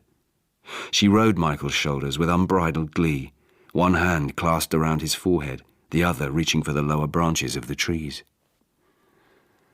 In the corner of the bath, opposite Lucy's favourite colours and toys, a collection of bottles, 3 deep, vied for space. Many of them were hotel samples, shampoos, conditioners, bath gels. As he stood in the doorway, it was these bottles that drew Michael's attention. His unconsciousness must have detected the scent long before his sensory mind, for it was only now, as he walked towards the bath, that Michael could smell it for sure. A fragrance of amber, a smell and a memory in one. A subtle genie held in one of the bottles of bath oil, the same as Caroline had used that night she'd waited for him in Hammersmith. The night he'd found her up there, her knees to her chest, the undulations of her spine melting into the nape of her neck. She must have brought it with her to his flat that night, a hotel bottle, packed into her bag in any number of countries in which she'd worked. As Michael neared the bath, he closed in on that memory again, until he was no longer alone, and Caroline was there too, naked in the bath. And he was looking down at her, into her brown and gold eyes, and her fine-featured face breaking into a smile, full of promises. The room was dimming, fading to a set of tea lights guttering in the steam. He reached out, for her, but also to find the bottle. He leant forward, his hand outstretched, but as he did, Caroline began to haze. He heard himself say, "No," but it was no use. There was no change in her expression, her smile holding as she left him. The room returned to him, the sunlight through the window, the enamel tub, the miniature bottles, and a noise. At first, Michael thought the sound was part of the apparition, but then he heard it again. He froze. The air came rushing back to his lungs, and with it a sudden clarity. He was on his knees in his neighbour's bathroom, sweat prickling his neck, between his shoulder blades, on his brow. He was not alone. He must leave. He should take his chance while he could.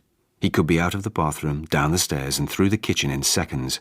Within half a minute he could be in his garden, within a few more in his flat. But he would have to go now, quickly and quietly, otherwise it would be too late. In 2 strides, Michael was out of the bathroom door and onto the landing, which is when he saw Lucy, standing at the head of the stairs, looking back at him. She was wearing her pyjamas, pink bottoms with a pink and white striped top, a boat in full sail across her stomach, Her hair was flattened on one side, her one cheek still scored by the creases of her pillow. For a split second her eyes were heavy with sleep, but now, starting at the sight of him, they were instantly alert, alive with panic at seeing Michael, his face wet with tears and his hands muddied, bursting from the bathroom where only her parents should be. Her whole body flinched with the shock. At the same moment she stepped back, one bare foot reaching for purchase behind her where none was to be found. Michael lunged towards her, but it was too late. She was already falling, so suddenly that her hands remained by her sides, her eyes still on Michael as he grabbed at nothing but air.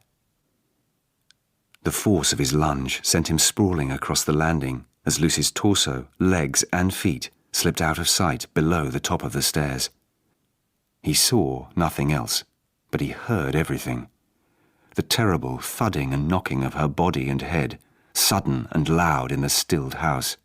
And then, just as suddenly, nothing again. Calling her name, Michael dragged himself forward. He saw Lucy lying below him, head down in the crook of its turn. Her right arm was behind her back and her left leg was twisted awkwardly under her. Her eyes were closed. The striped pajama top had ridden up in the fall, furling the boat's sail and exposing her pale belly.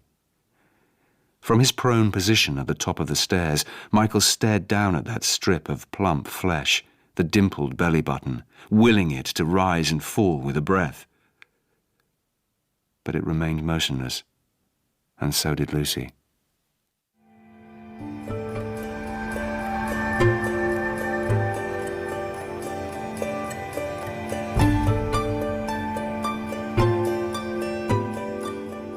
For the first 3 days after he left Las Vegas, Daniel drove the Californian coastline, sleeping in his car and eating at roadside diners or crab shacks on the cliffs. Kathy hadn't asked him to leave, but she hadn't tried to stop him either. Even if she had, Daniel would still have gone.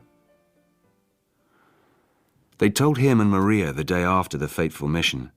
When they'd arrived at Creech for their evening shift, instead of going straight to the briefing room as usual, they'd been requested to go to another part of the base. The wing commander, Colonel Ellis, was waiting for them inside the hut. A civilian in a suit sat beside him. "This is Agent Monroe, CIA," the colonel said. Agent Monroe nodded to them as Daniel and Maria sat down. Both men had open manila files before them. The reports Agent Monroe told them were still coming in. But from what they knew so far, when the intel patrol went in, they'd found evidence of foreign nationals killed in the strike. "We also know," he said with a small sigh, "that a British film crew with a Swedish cameraman have been missing from their accommodation in Islamabad for over 24 hours. He spoke slowly, clearly, like a tired teacher. He leant forward on the table between them. "Now Christ knows how the Pakistanis missed them, what they're doing there, or how we didn't know about them, but as you can see, it doesn't look good. Not good at all." Agent Monroe questioned them for 20 minutes about the mission, flight conditions, the kill chain procedure, the weapons confirmations. At the end of his questions, Agent Monroe closed his file and reminded them both of mission confidentiality. "I should tell you now," he said in a less formal tone, "that if this is what it seems, it's going to get out there. We can exercise damage limitation to a degree, but only so far. So my advice," he said, slipping the file into his briefcase, "is get ready for some turbulence." Maria and Daniel stood, saluted, and turned for the door. Before they reached it, Ellis spoke again. "Congratulations," he said. "You did a good job yesterday. This is unfortunate," he said, gesturing to Monroe, "but you took out an important terrorist. You upheld the American Airman's creed, and you should be damn proud of that. Don't forget it." They walked back to the ground control stations alone. Daniel's head was light. Maria was silent beside him. Eventually, she spoke. "There was no way to tell," she said. "I saw her," Daniel replied, "in the van." "You saw something," Maria corrected him. "You don't know what it was. The screeners confirmed everything." Her voice was hardening, as if in response to a silent accuser. Daniel told Kathy that night. He hadn't wanted to, but he knew Agent Monroe was right. The story would break, and Daniel wanted Kathy to hear it from him before she saw it on CNN. A woman? She looked away, shaking her head. A woman? She asked again, as if willing his answer to change. Yes, he said. He wanted to say more. A woman, a child, a man. What difference did it make? They were innocent and they died. That was the horror of it. But it was a war. She knew it happened. Kathy's eyes were already welling. It's not the first time, he heard himself saying. I mean, journalists. They get caught in the crossfire. They get killed. Kathy dropped her head. But not by you, Daniel, she whispered. Not by you. When the story broke, it was worse than he thought. They published her name, Caroline Marshall, 34 years old, just recently married. They ran footage of her news reports. She'd been everywhere he had, Bosnia, Iraq, Afghanistan. She was pretty. She was energetic on camera, as if she cared. Monroe and his team managed to keep Daniel and Maria's name out of it. A US drone strike. That was all the press release said. No mention of Creech, screeners, intel coordinator, an operator, a pilot. It was as if the Predator had been genuinely unmanned. The internal inquiry began the following week. Just a month later, Daniel was medically discharged, diagnosed with post-traumatic stress syndrome by an Air Force psychologist. On Daniel's final day at Creech, Colonel Ellis told him as he shook his hand, "You can be proud, Major. You've done your duty, and we thank you for it." The next morning, Daniel woke with a desire for the ocean. Only the ocean seemed vast enough to smother the harrowing of his anxieties, simple enough to cleanse his eyes. He drove for 12 hours straight. Eventually, he'd pulled up 60 miles north of San Francisco, at a parking bay overlooking the mouth of the Russian River. He got out of the car. His legs and back ached. His throat was dry. There were stars above him, and the sliver of a new moon. An oncoming breeze brought salt to his face, over his skin. And it was then, as he stood before the Pacific Ocean, that Daniel decided that he would find the man Caroline Marshall had married, and write to him. He would tell him what had happened, not because he should, but because he had to, because he knew it was the only way he would ever be able to go on. He was tired of being unseen. He wanted to own his life, and he knew that meant owning all of it. Distance, distance, Michael. It's your best defense. You know this. Istvan rapped Michael's coquille with his blade. Again, he said, and this time think. But all Michael could do was think. He was trying to focus on anything that might stop him just for a second from seeing the one image that remained constant, of Lucy, motionless on the turn in the stairs, her pale belly exposed, her one leg caught under her. He didn't know for how long he'd lain there at the top of the staircase looking down at her, or when exactly he got to his feet and, stepping over her body, descended it to leave the house. The first thing he recalled was sitting on his own sofa, his head in his hands. It was like surfacing from a deep dive, breaking through choppy waves into a terrible clarity of air. As the minutes returned to him, so had the same instinctive voice that had persuaded him up those stairs. Now it was telling him, while he could, that he must change the story. He must change the day's truth. Michael shook his head against it. He wanted, with a violent desire, never to have been in the Nelsons' house. The truth was impossible for him to face. He'd only just, in these past months, begun rediscovering his life. He'd lost so much already. Caroline, their future, the man he'd have become with her. He could not, he would not lose again. This is what the survivor's voice told him, that if he was quick, he could still shape the story. Lucy was dead. A genetic pattern unique in the universe had been snuffed out. He knew that could never be changed. So he would save himself instead.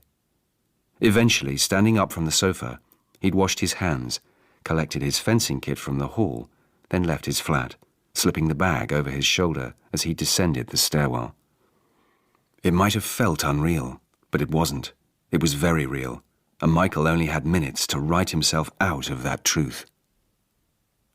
As he'd cut across the heath, Michael had run through the timings of the alternative truth he was trying to create.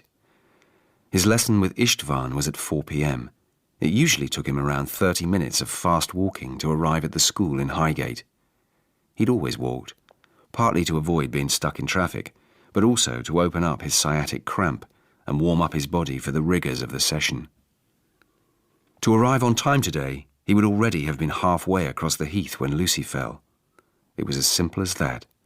If he could arrive for his fencing lesson on time, then he could delete the minutes he'd spent there. It was 10 to 4. A taxi had appeared like a gift, its orange bar lit. He'd raised his arm, trying to look calm, his heartbeat hammering in his chest. "You all right, mate?" the taxi driver had asked him as they pulled up at some traffic lights. "'Cause you look a bit ropey, to be honest." He'd asked the driver to drop him 100 metres before the school. He'd waited for the taxi to round a corner, then doubled back onto the heath. Cutting through a bank of trees, he'd joined the path he usually walked to his lessons, across the street from the side entrance of the school. It was 4:05. As he'd walked on towards the sports hall, he'd felt his minutes inside the Nelsons fading with every stride.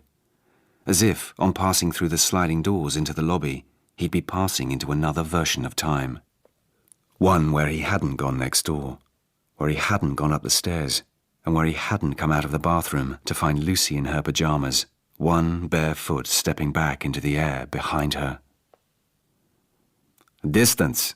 Istvan shouted as he landed a hit hard against Michael's coquille. The impact shuddered through his tired grip. Michael felt a swell of nausea rise in his stomach, chilling his skin. Istvan was coming at him once more, but Michael raised a hand to stop him. He was going to be sick. He reached the sink with the first bile rising in his throat. Clutching at the enamel edge, he vomited long and violently, his knees giving from under him as his body tried to evacuate the memory of what he'd done. When it was over, he heard Istvan from outside. "Michael, are you okay?" "I'm fine," he heard himself say, wiping his mouth with the back of his glove. "But something I ate." He looked into the mirror above the sink. A man he no longer recognized was looking back at him. He looked exhausted. But what surprised Michael was that he looked innocent. Just as there had been no mark upon the day, so there was no mark upon him. He'd been convinced Lucy's life, her death, would show. But there was nothing. Just a tall, pale man bent over a sink looking back at him, asking him what to do next. He walked slowly back across the heath, thinking about the equation that Michael couldn't make balance. Lucy falling had happened in a second, and yet now it was his for life. He'd gone up those stairs, first as a concerned neighbour, and then in search of Caroline. If she hadn't died, then nor would Lucy, so those seconds at the top of the stairs were Daniel McCullen's too. Wherever he was now, he too owned Lucy's fall, as the furthest ripple of his hellfire's blast, the most recent echo of his killing. Michael followed a path into the woods. Once under the cover of their canopy, he leant against the trunk of an oak. He pressed the heels of his palms against the sockets of his eyes and tried to think clearly. Because of the dirt on his hands, he touched nothing. Or had he? What about when he tried to catch her, or when he closed the door? But even if he had, what crime had he committed? He was a regular visitor, so his fingerprints were always on that door handle. And Lucy, he hadn't touched her either. But would she have fallen had he not been there? Would she have even woken? Perhaps. Back at the flat, Michael went towards the windows at the end of the room. He wanted to think, make sure he was making the right choice. He was no longer certain of what was fact or creation of his mind's fiction, and he had to be certain before he acted. He leant his forehead against the glass, which is when he saw Josh at the far end of his garden, holding the fence with both hands, his head bowed between his arms as he wept.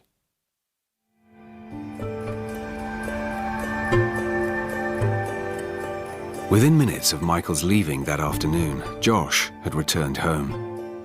With Samantha away for the weekend with her sister Martha, Rachel off at her friend's house for a day-long pool party, and Lucy in bed with a temperature, Josh felt his free hours too much of a gift, especially falling as they had on a weekend when not just Samantha, but also Tony was away.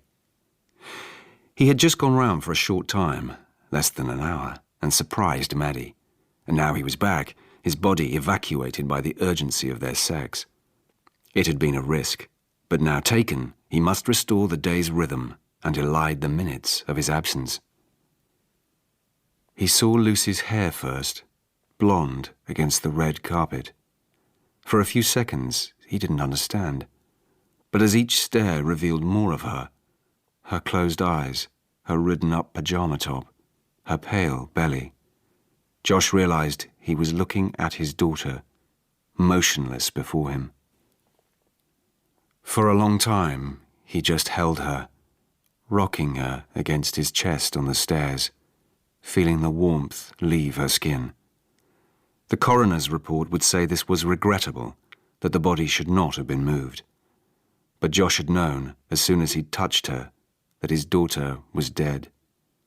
Which is why he'd held her like that, so he might feel the blood and skin he and Samantha had made, that they had known since she was a baby, cool against his own.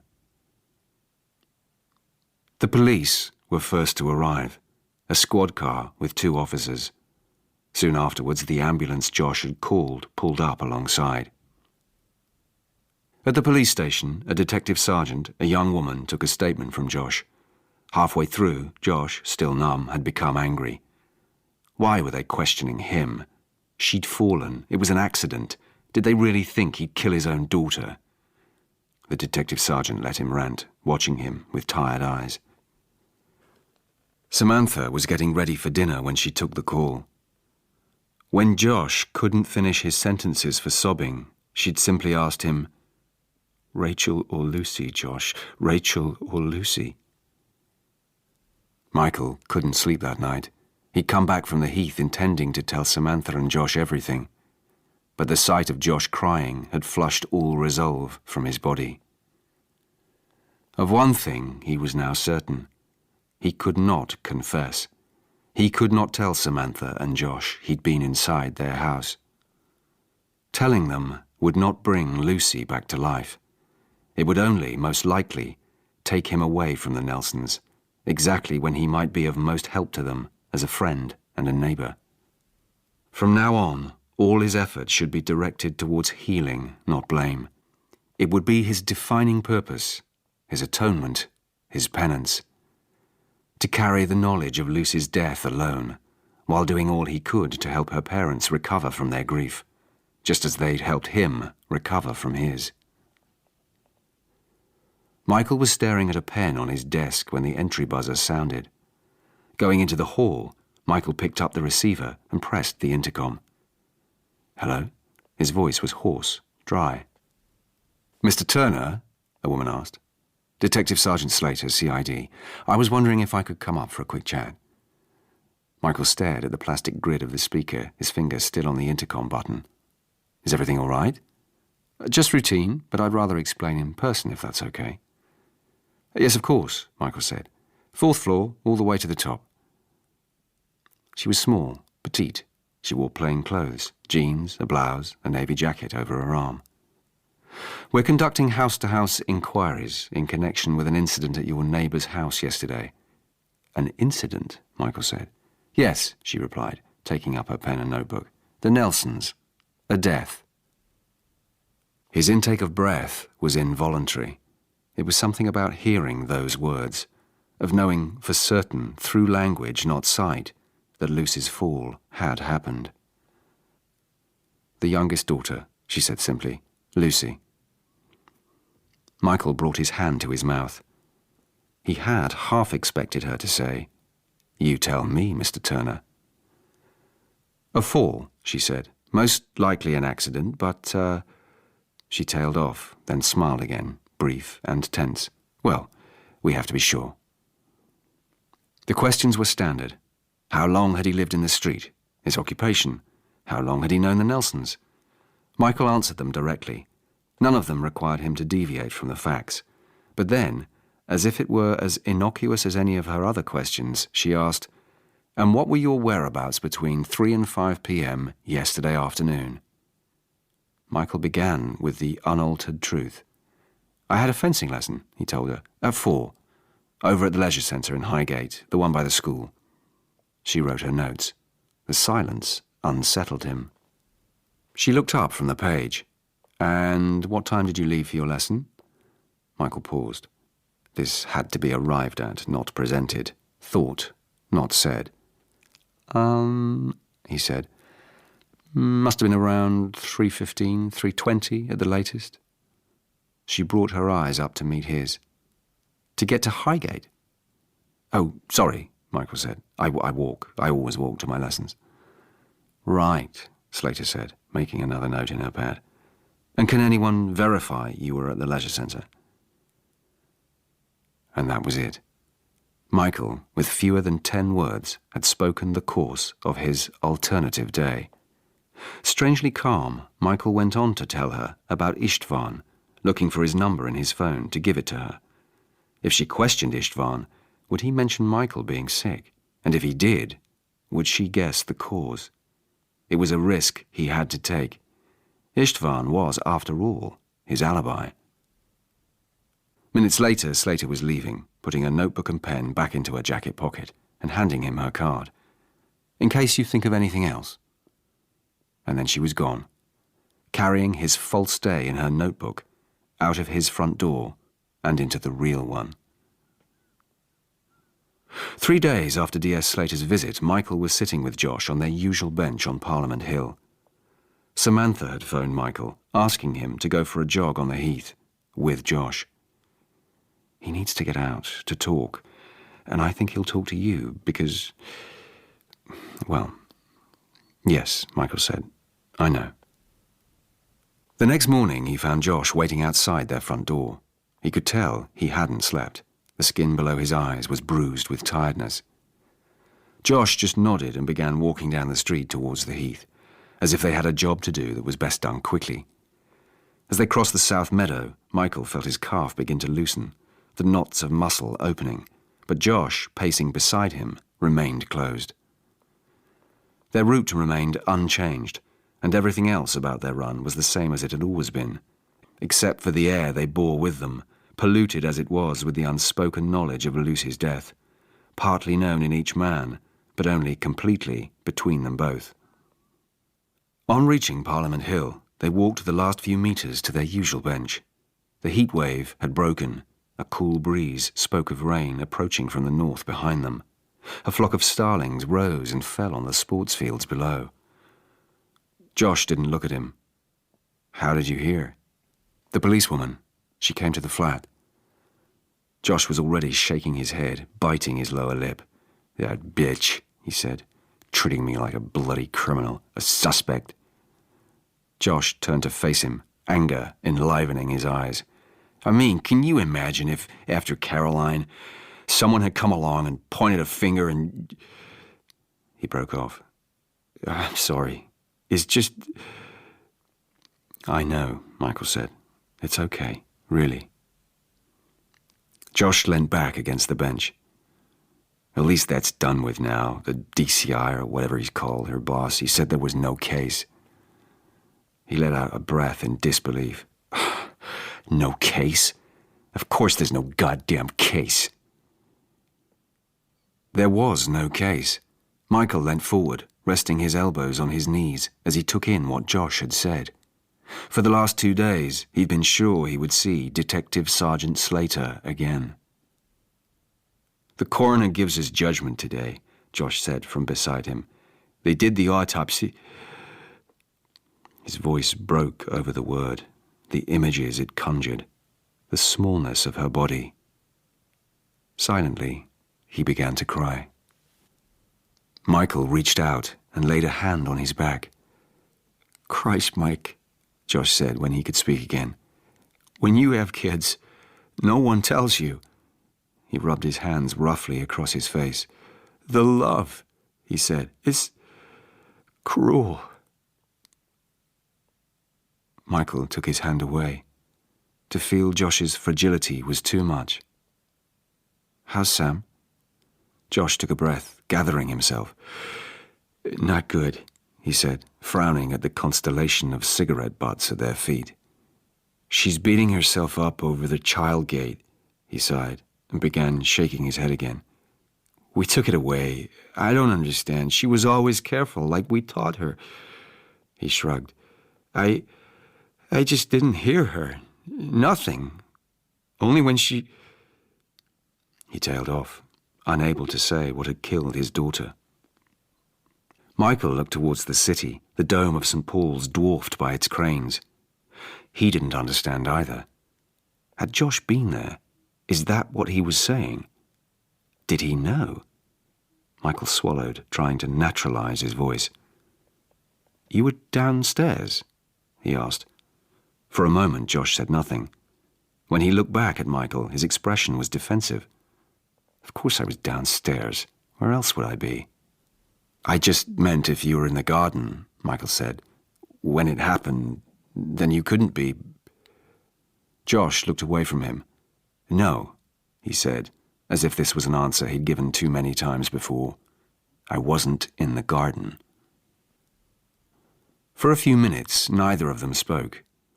Michael sat, processing what he'd said. Josh must have told D.S. Slater he'd been in the house. Without knowing it, the two of them had conspired to make each other's versions of those minutes true. Josh in the house, Michael not. So where had Josh been? Michael felt a flush of desperate anger. If only Josh hadn't left the house. But he had, so it no longer mattered.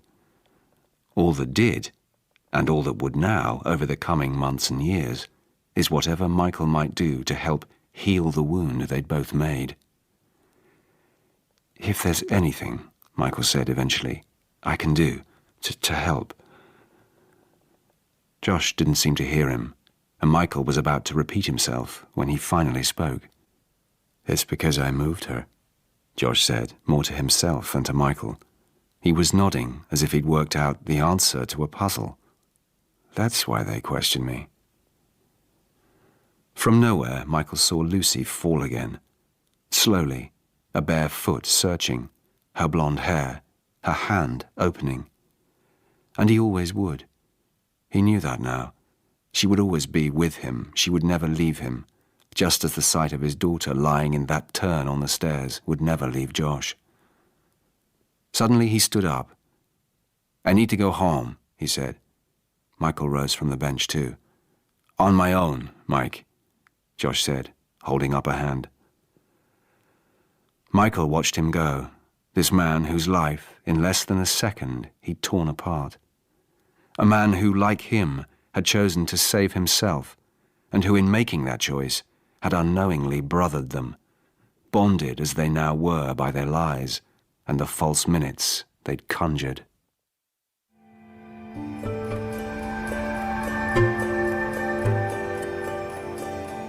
When the words had finally come, they'd come quickly, and Daniel had written his first letter to Michael in one sitting. "Dear Mr. Turner, I understand this is a letter you most probably do not want to receive." When he'd finished it, he put his address as a mailbox in the Bay Area and sent it to Michael's publishers. He wanted to make contact with Michael. He wanted to be known. But that hadn't meant he'd wanted to be found. He was tired of being dislocated from his actions. If he'd thought he could find the others, those he had killed and now haunted his dreams, then he would have. He didn't expect Michael to reply, at least not in the form of a letter. Perhaps he'd publish Daniel's name online or go to the papers. It would be a story after all, his wife's killer writing to him. What were the consequences if Michael went public? What would be the military's response? Whatever transpired, he was feeling relieved. Because he had finally done it. He'd completed the circle, and it was the only way forward, he was sure, regardless of what it might bring. When, eventually, Michael did write back, Daniel wasn't just surprised to receive the letter, but also to open it and read his asking him for more. There'd been no blame, no recriminations, no anger even, just questions, in a list, about himself, his family, his work, about the day he'd killed his wife. At first, Daniel hadn't understood.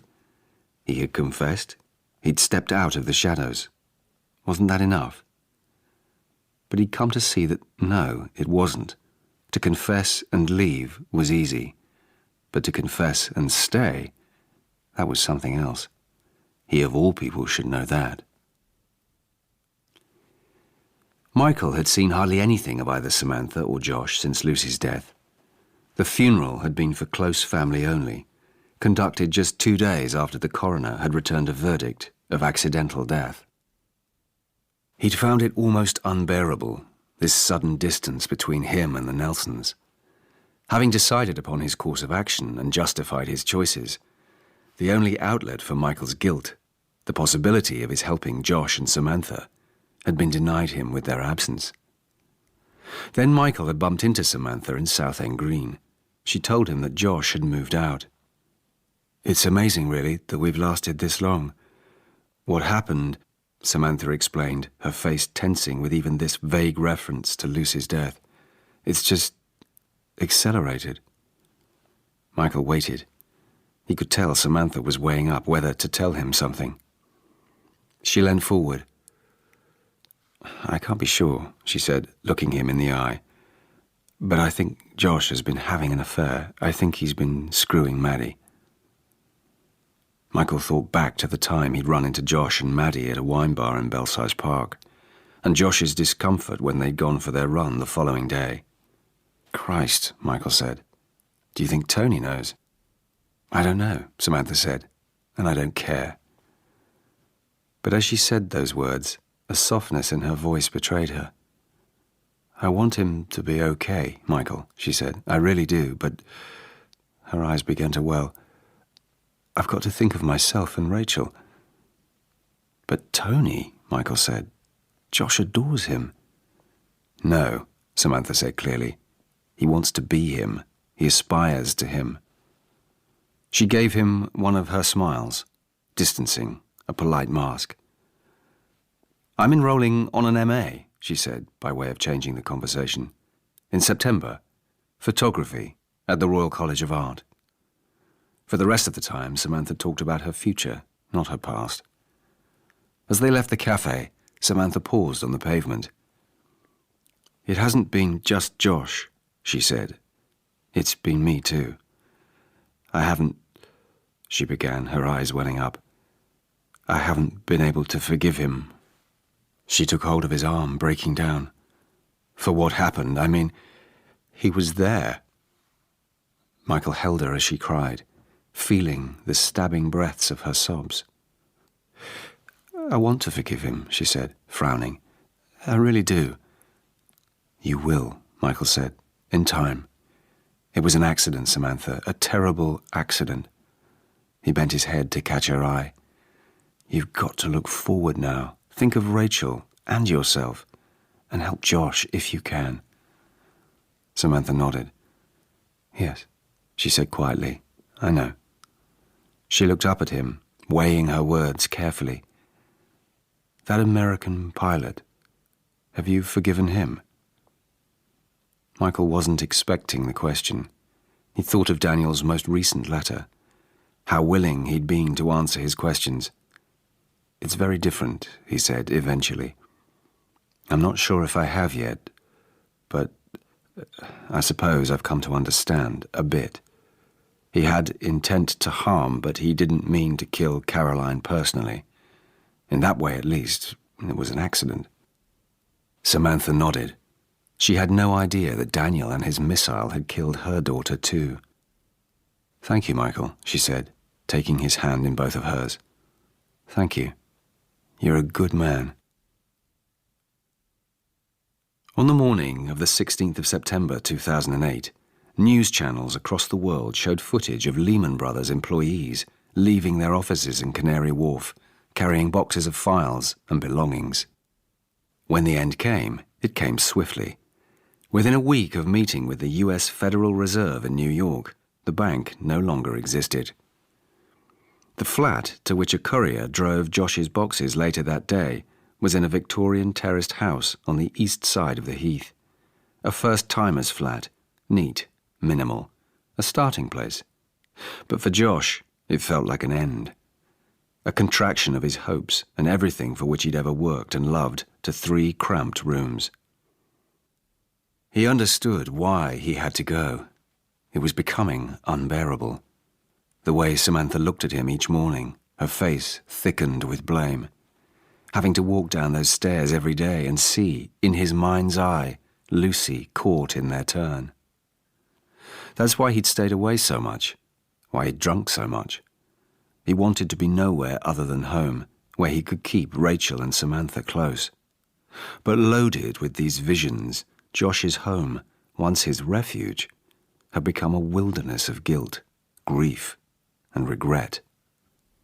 So when Samantha had said she'd wanted him to leave, it was a release.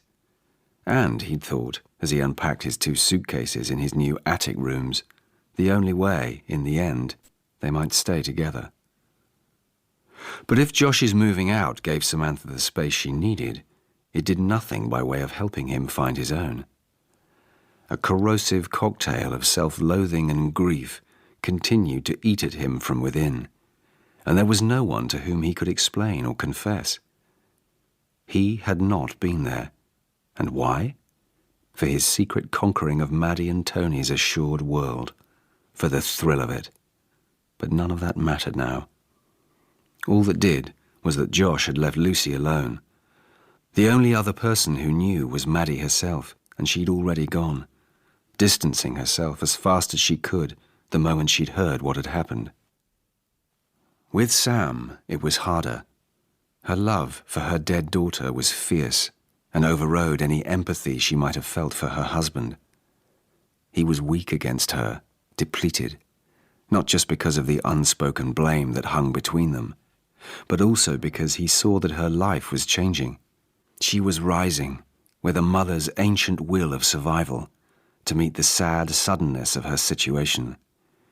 With Lucy's falling, Samantha's need of him had fallen away too. He had hoped that Michael might be the person to bridge their distance. With Michael alongside them, as a friend to them both, they might draw closer again. That with him as a listener, Samantha might be slowed on her course. That she might, once she felt secure in Rachel and herself, need him again. But then, one evening before he'd moved out, Josh had spoken with Michael over their adjoining hedge. He'd left the house for a smoke. He'd wanted to be alone, but by the time he'd finished his cigarette, he'd been calmer. As Michael stood to meet him, he'd wiped his hands together to brush them free of soil. Which is when, with a sudden chill, the idea passed across Josh like a shadow. Within weeks of moving in, Michael had taken on the communal garden of his building. Under Michael's hands, it began to come alive again. He cleared the beds of weeds, and during the June heatwave, he'd kept them watered too. In comparison, Josh's flower beds and herbaceous borders suffered in the heat. The lawn yellowed, and its earth, whenever Josh picked it up, crumbled dry in his hands. It was one of the first questions D.S. Slater had asked Josh the afternoon of Lucy's death. The soil on the landing, she'd said as they sat in the police station, and on the floor in the bathroom. Had you been in the garden? Her pursuit of the question frightened him, so he lied. Because he'd already rehearsed his story. He'd been reading the paper in the conservatory, He'd had the radio on. Rachel, maybe, he said. And he'd been out there too, the evening before. That at least was true. So that's where it had probably come from him or Rachel. D.S. Slater had nodded, written in her notebook, and then moved on to her next inquiry. After he and Samantha returned to the house that evening, Josh had gone into the bathroom to shower. As he did, he examined the carpet on the landing. He had to get down on his knees to see it. It was barely soil at all, just a few motes of earth. Brushing them away, he'd stood up and forgotten about it. But as Josh watched Michael stand from his freshly watered beds and brush his hands clean, he remembered the soil again. Not just because it had been there, but because whenever it had fallen to the carpet, it had been damp, not dry. By the time he'd returned from the police station, it was like dust. But the marks it had made suggested it hadn't always been. The earth in his own garden hadn't been watered for days, which could only mean that the soil on the landing had come from someone else's.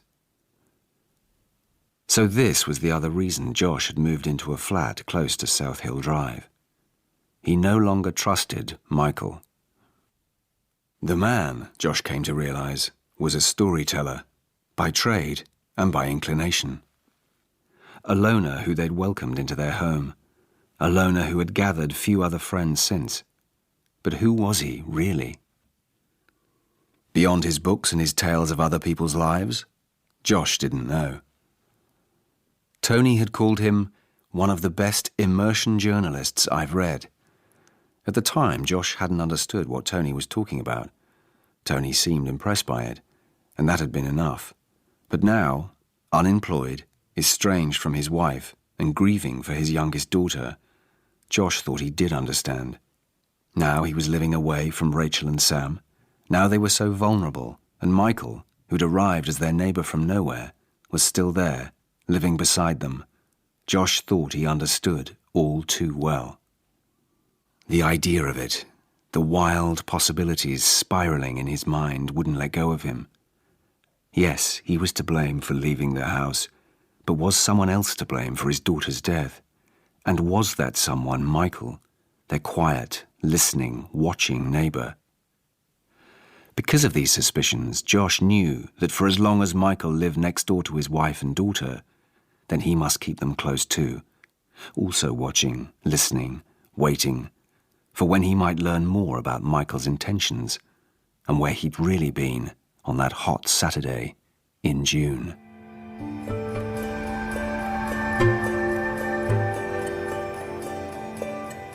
Samantha started taking photos of the pond shortly after Josh moved out.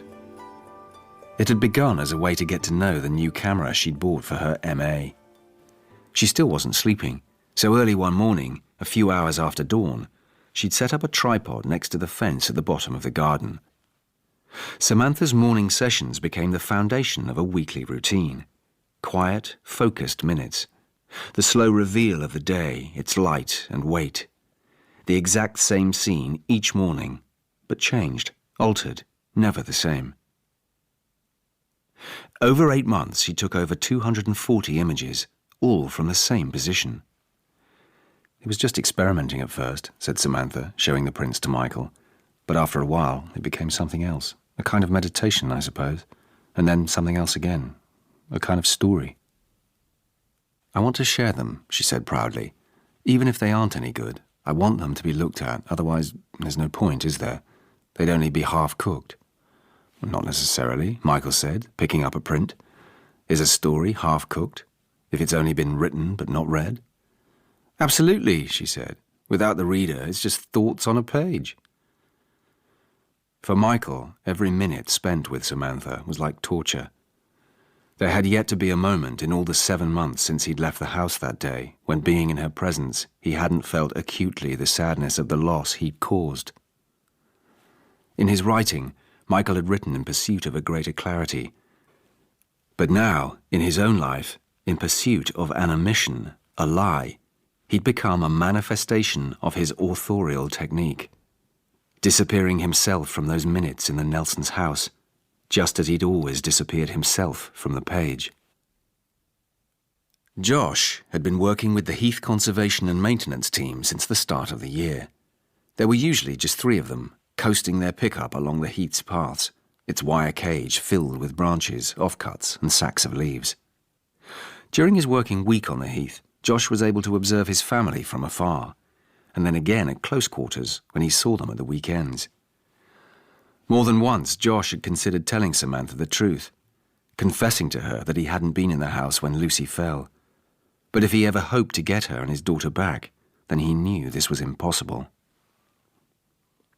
But Josh couldn't let Michael ruin his chances either. As long as he was close to Samantha and Rachel, Josh knew there'd never be space to make them his again, and him theirs.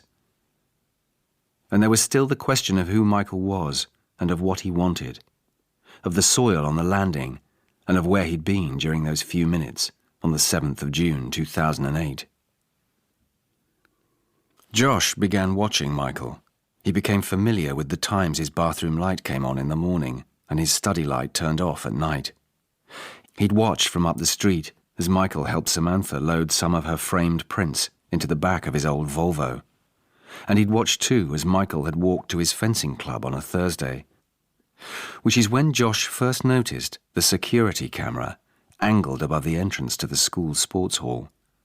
Had D.S. Slater viewed the tape from this camera on the day Lucy fell? Had she seen, for sure, Michael enter the building? Josh wondered how he might find a way to see the tape himself. In early April, an opportunity presented itself when Josh's team was sent to cut back the rhododendrons on the Highgate side of the Heath. While working there, they shared one of the school's storage sheds. Jim, the school caretaker, was a widower in his early 60s, talkative and sociable. One day, while having tea with Jim, Josh noticed a pile of video cassettes on a high shelf. On the spine of one of those tapes, written in black marker, was a date: 7/06/08. It was a date branded within him as the date of Lucy's death, the date on which, for all of them, everything had changed. Josh nodded at the shelf. "Those tapes?" he asked Jim. "What are they?" "Those? They're old security tapes, CCTV. The police had them for a while, can't remember why." Josh waited until their last day working alongside the school before he took the cassette.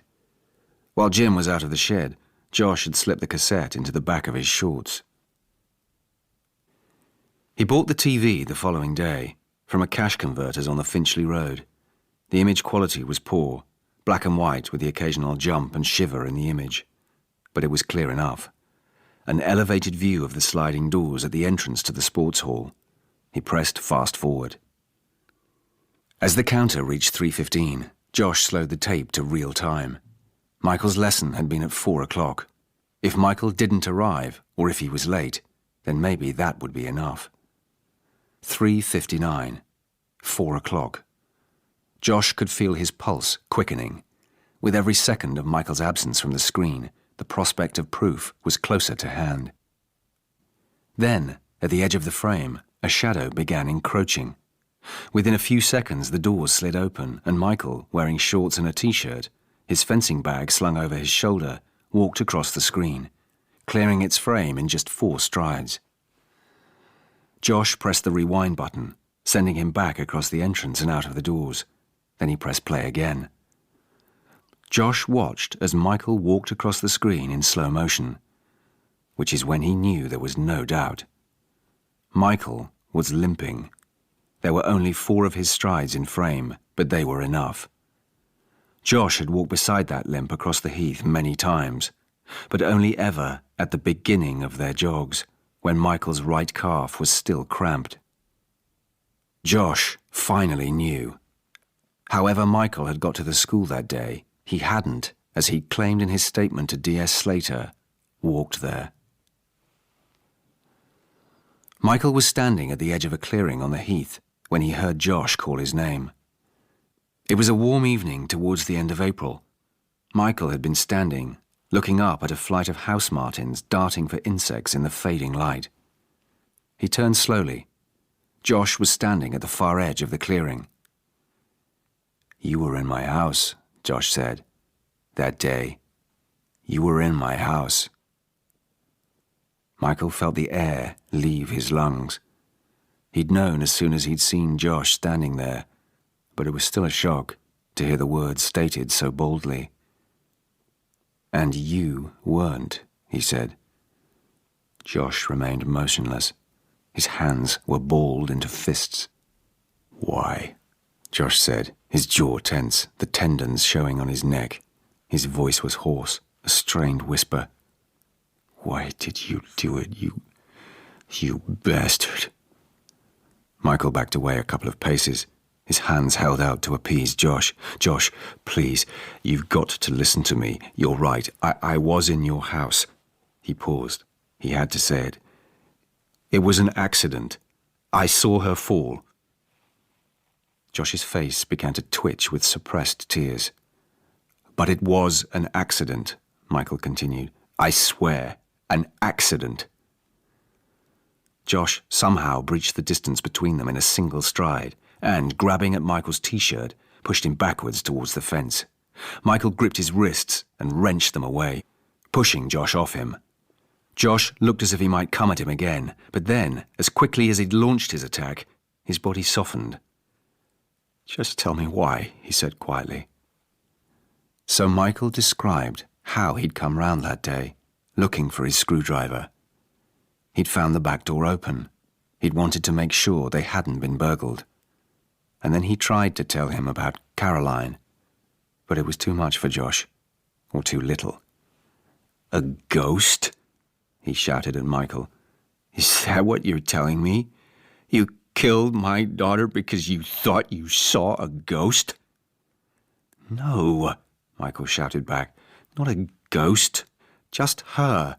You have to understand, it was all too soon. I'd had those letters. It was all..." He told Josh how Lucy had appeared from nowhere, how he'd tried to catch her but failed and watched her fall instead. "And then," Josh said, pacing in front of Michael, "you left?"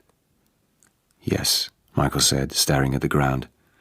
"I left, and I wish with all my life I hadn't." He paused, looking up at Josh. "But then, so did you. What do you want to do?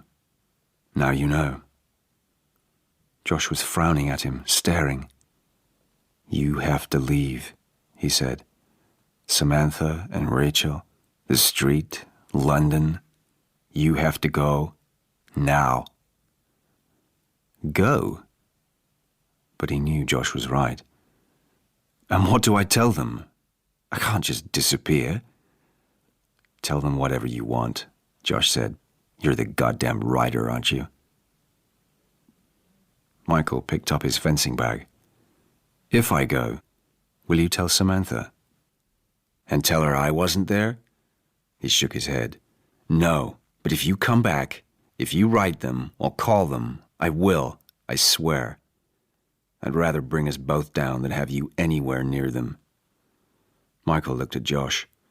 He was a man transfigured by loss, by anger, a man with nothing and everything to lose. "Tonight," Josh said. "You have to leave tonight." It is early evening in Manhattan. Michael is sitting on a bench beside the Hudson on a pier across the highway from West 26th. It's almost a year since he left London. His own hurt is gradually healing.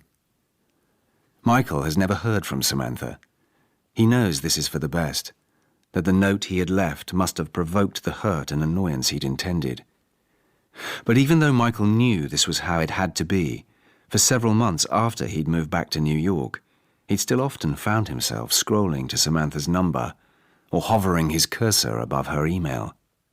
For a long time he hadn't been sure why he did this. Any contact from him would only be painful for her, and he had, after all, made a promise to Josh. But then, as the months passed, he'd come to understand. It was because he'd never told her the truth. He'd never let the true story of what had happened in her house to her daughter exist in the world.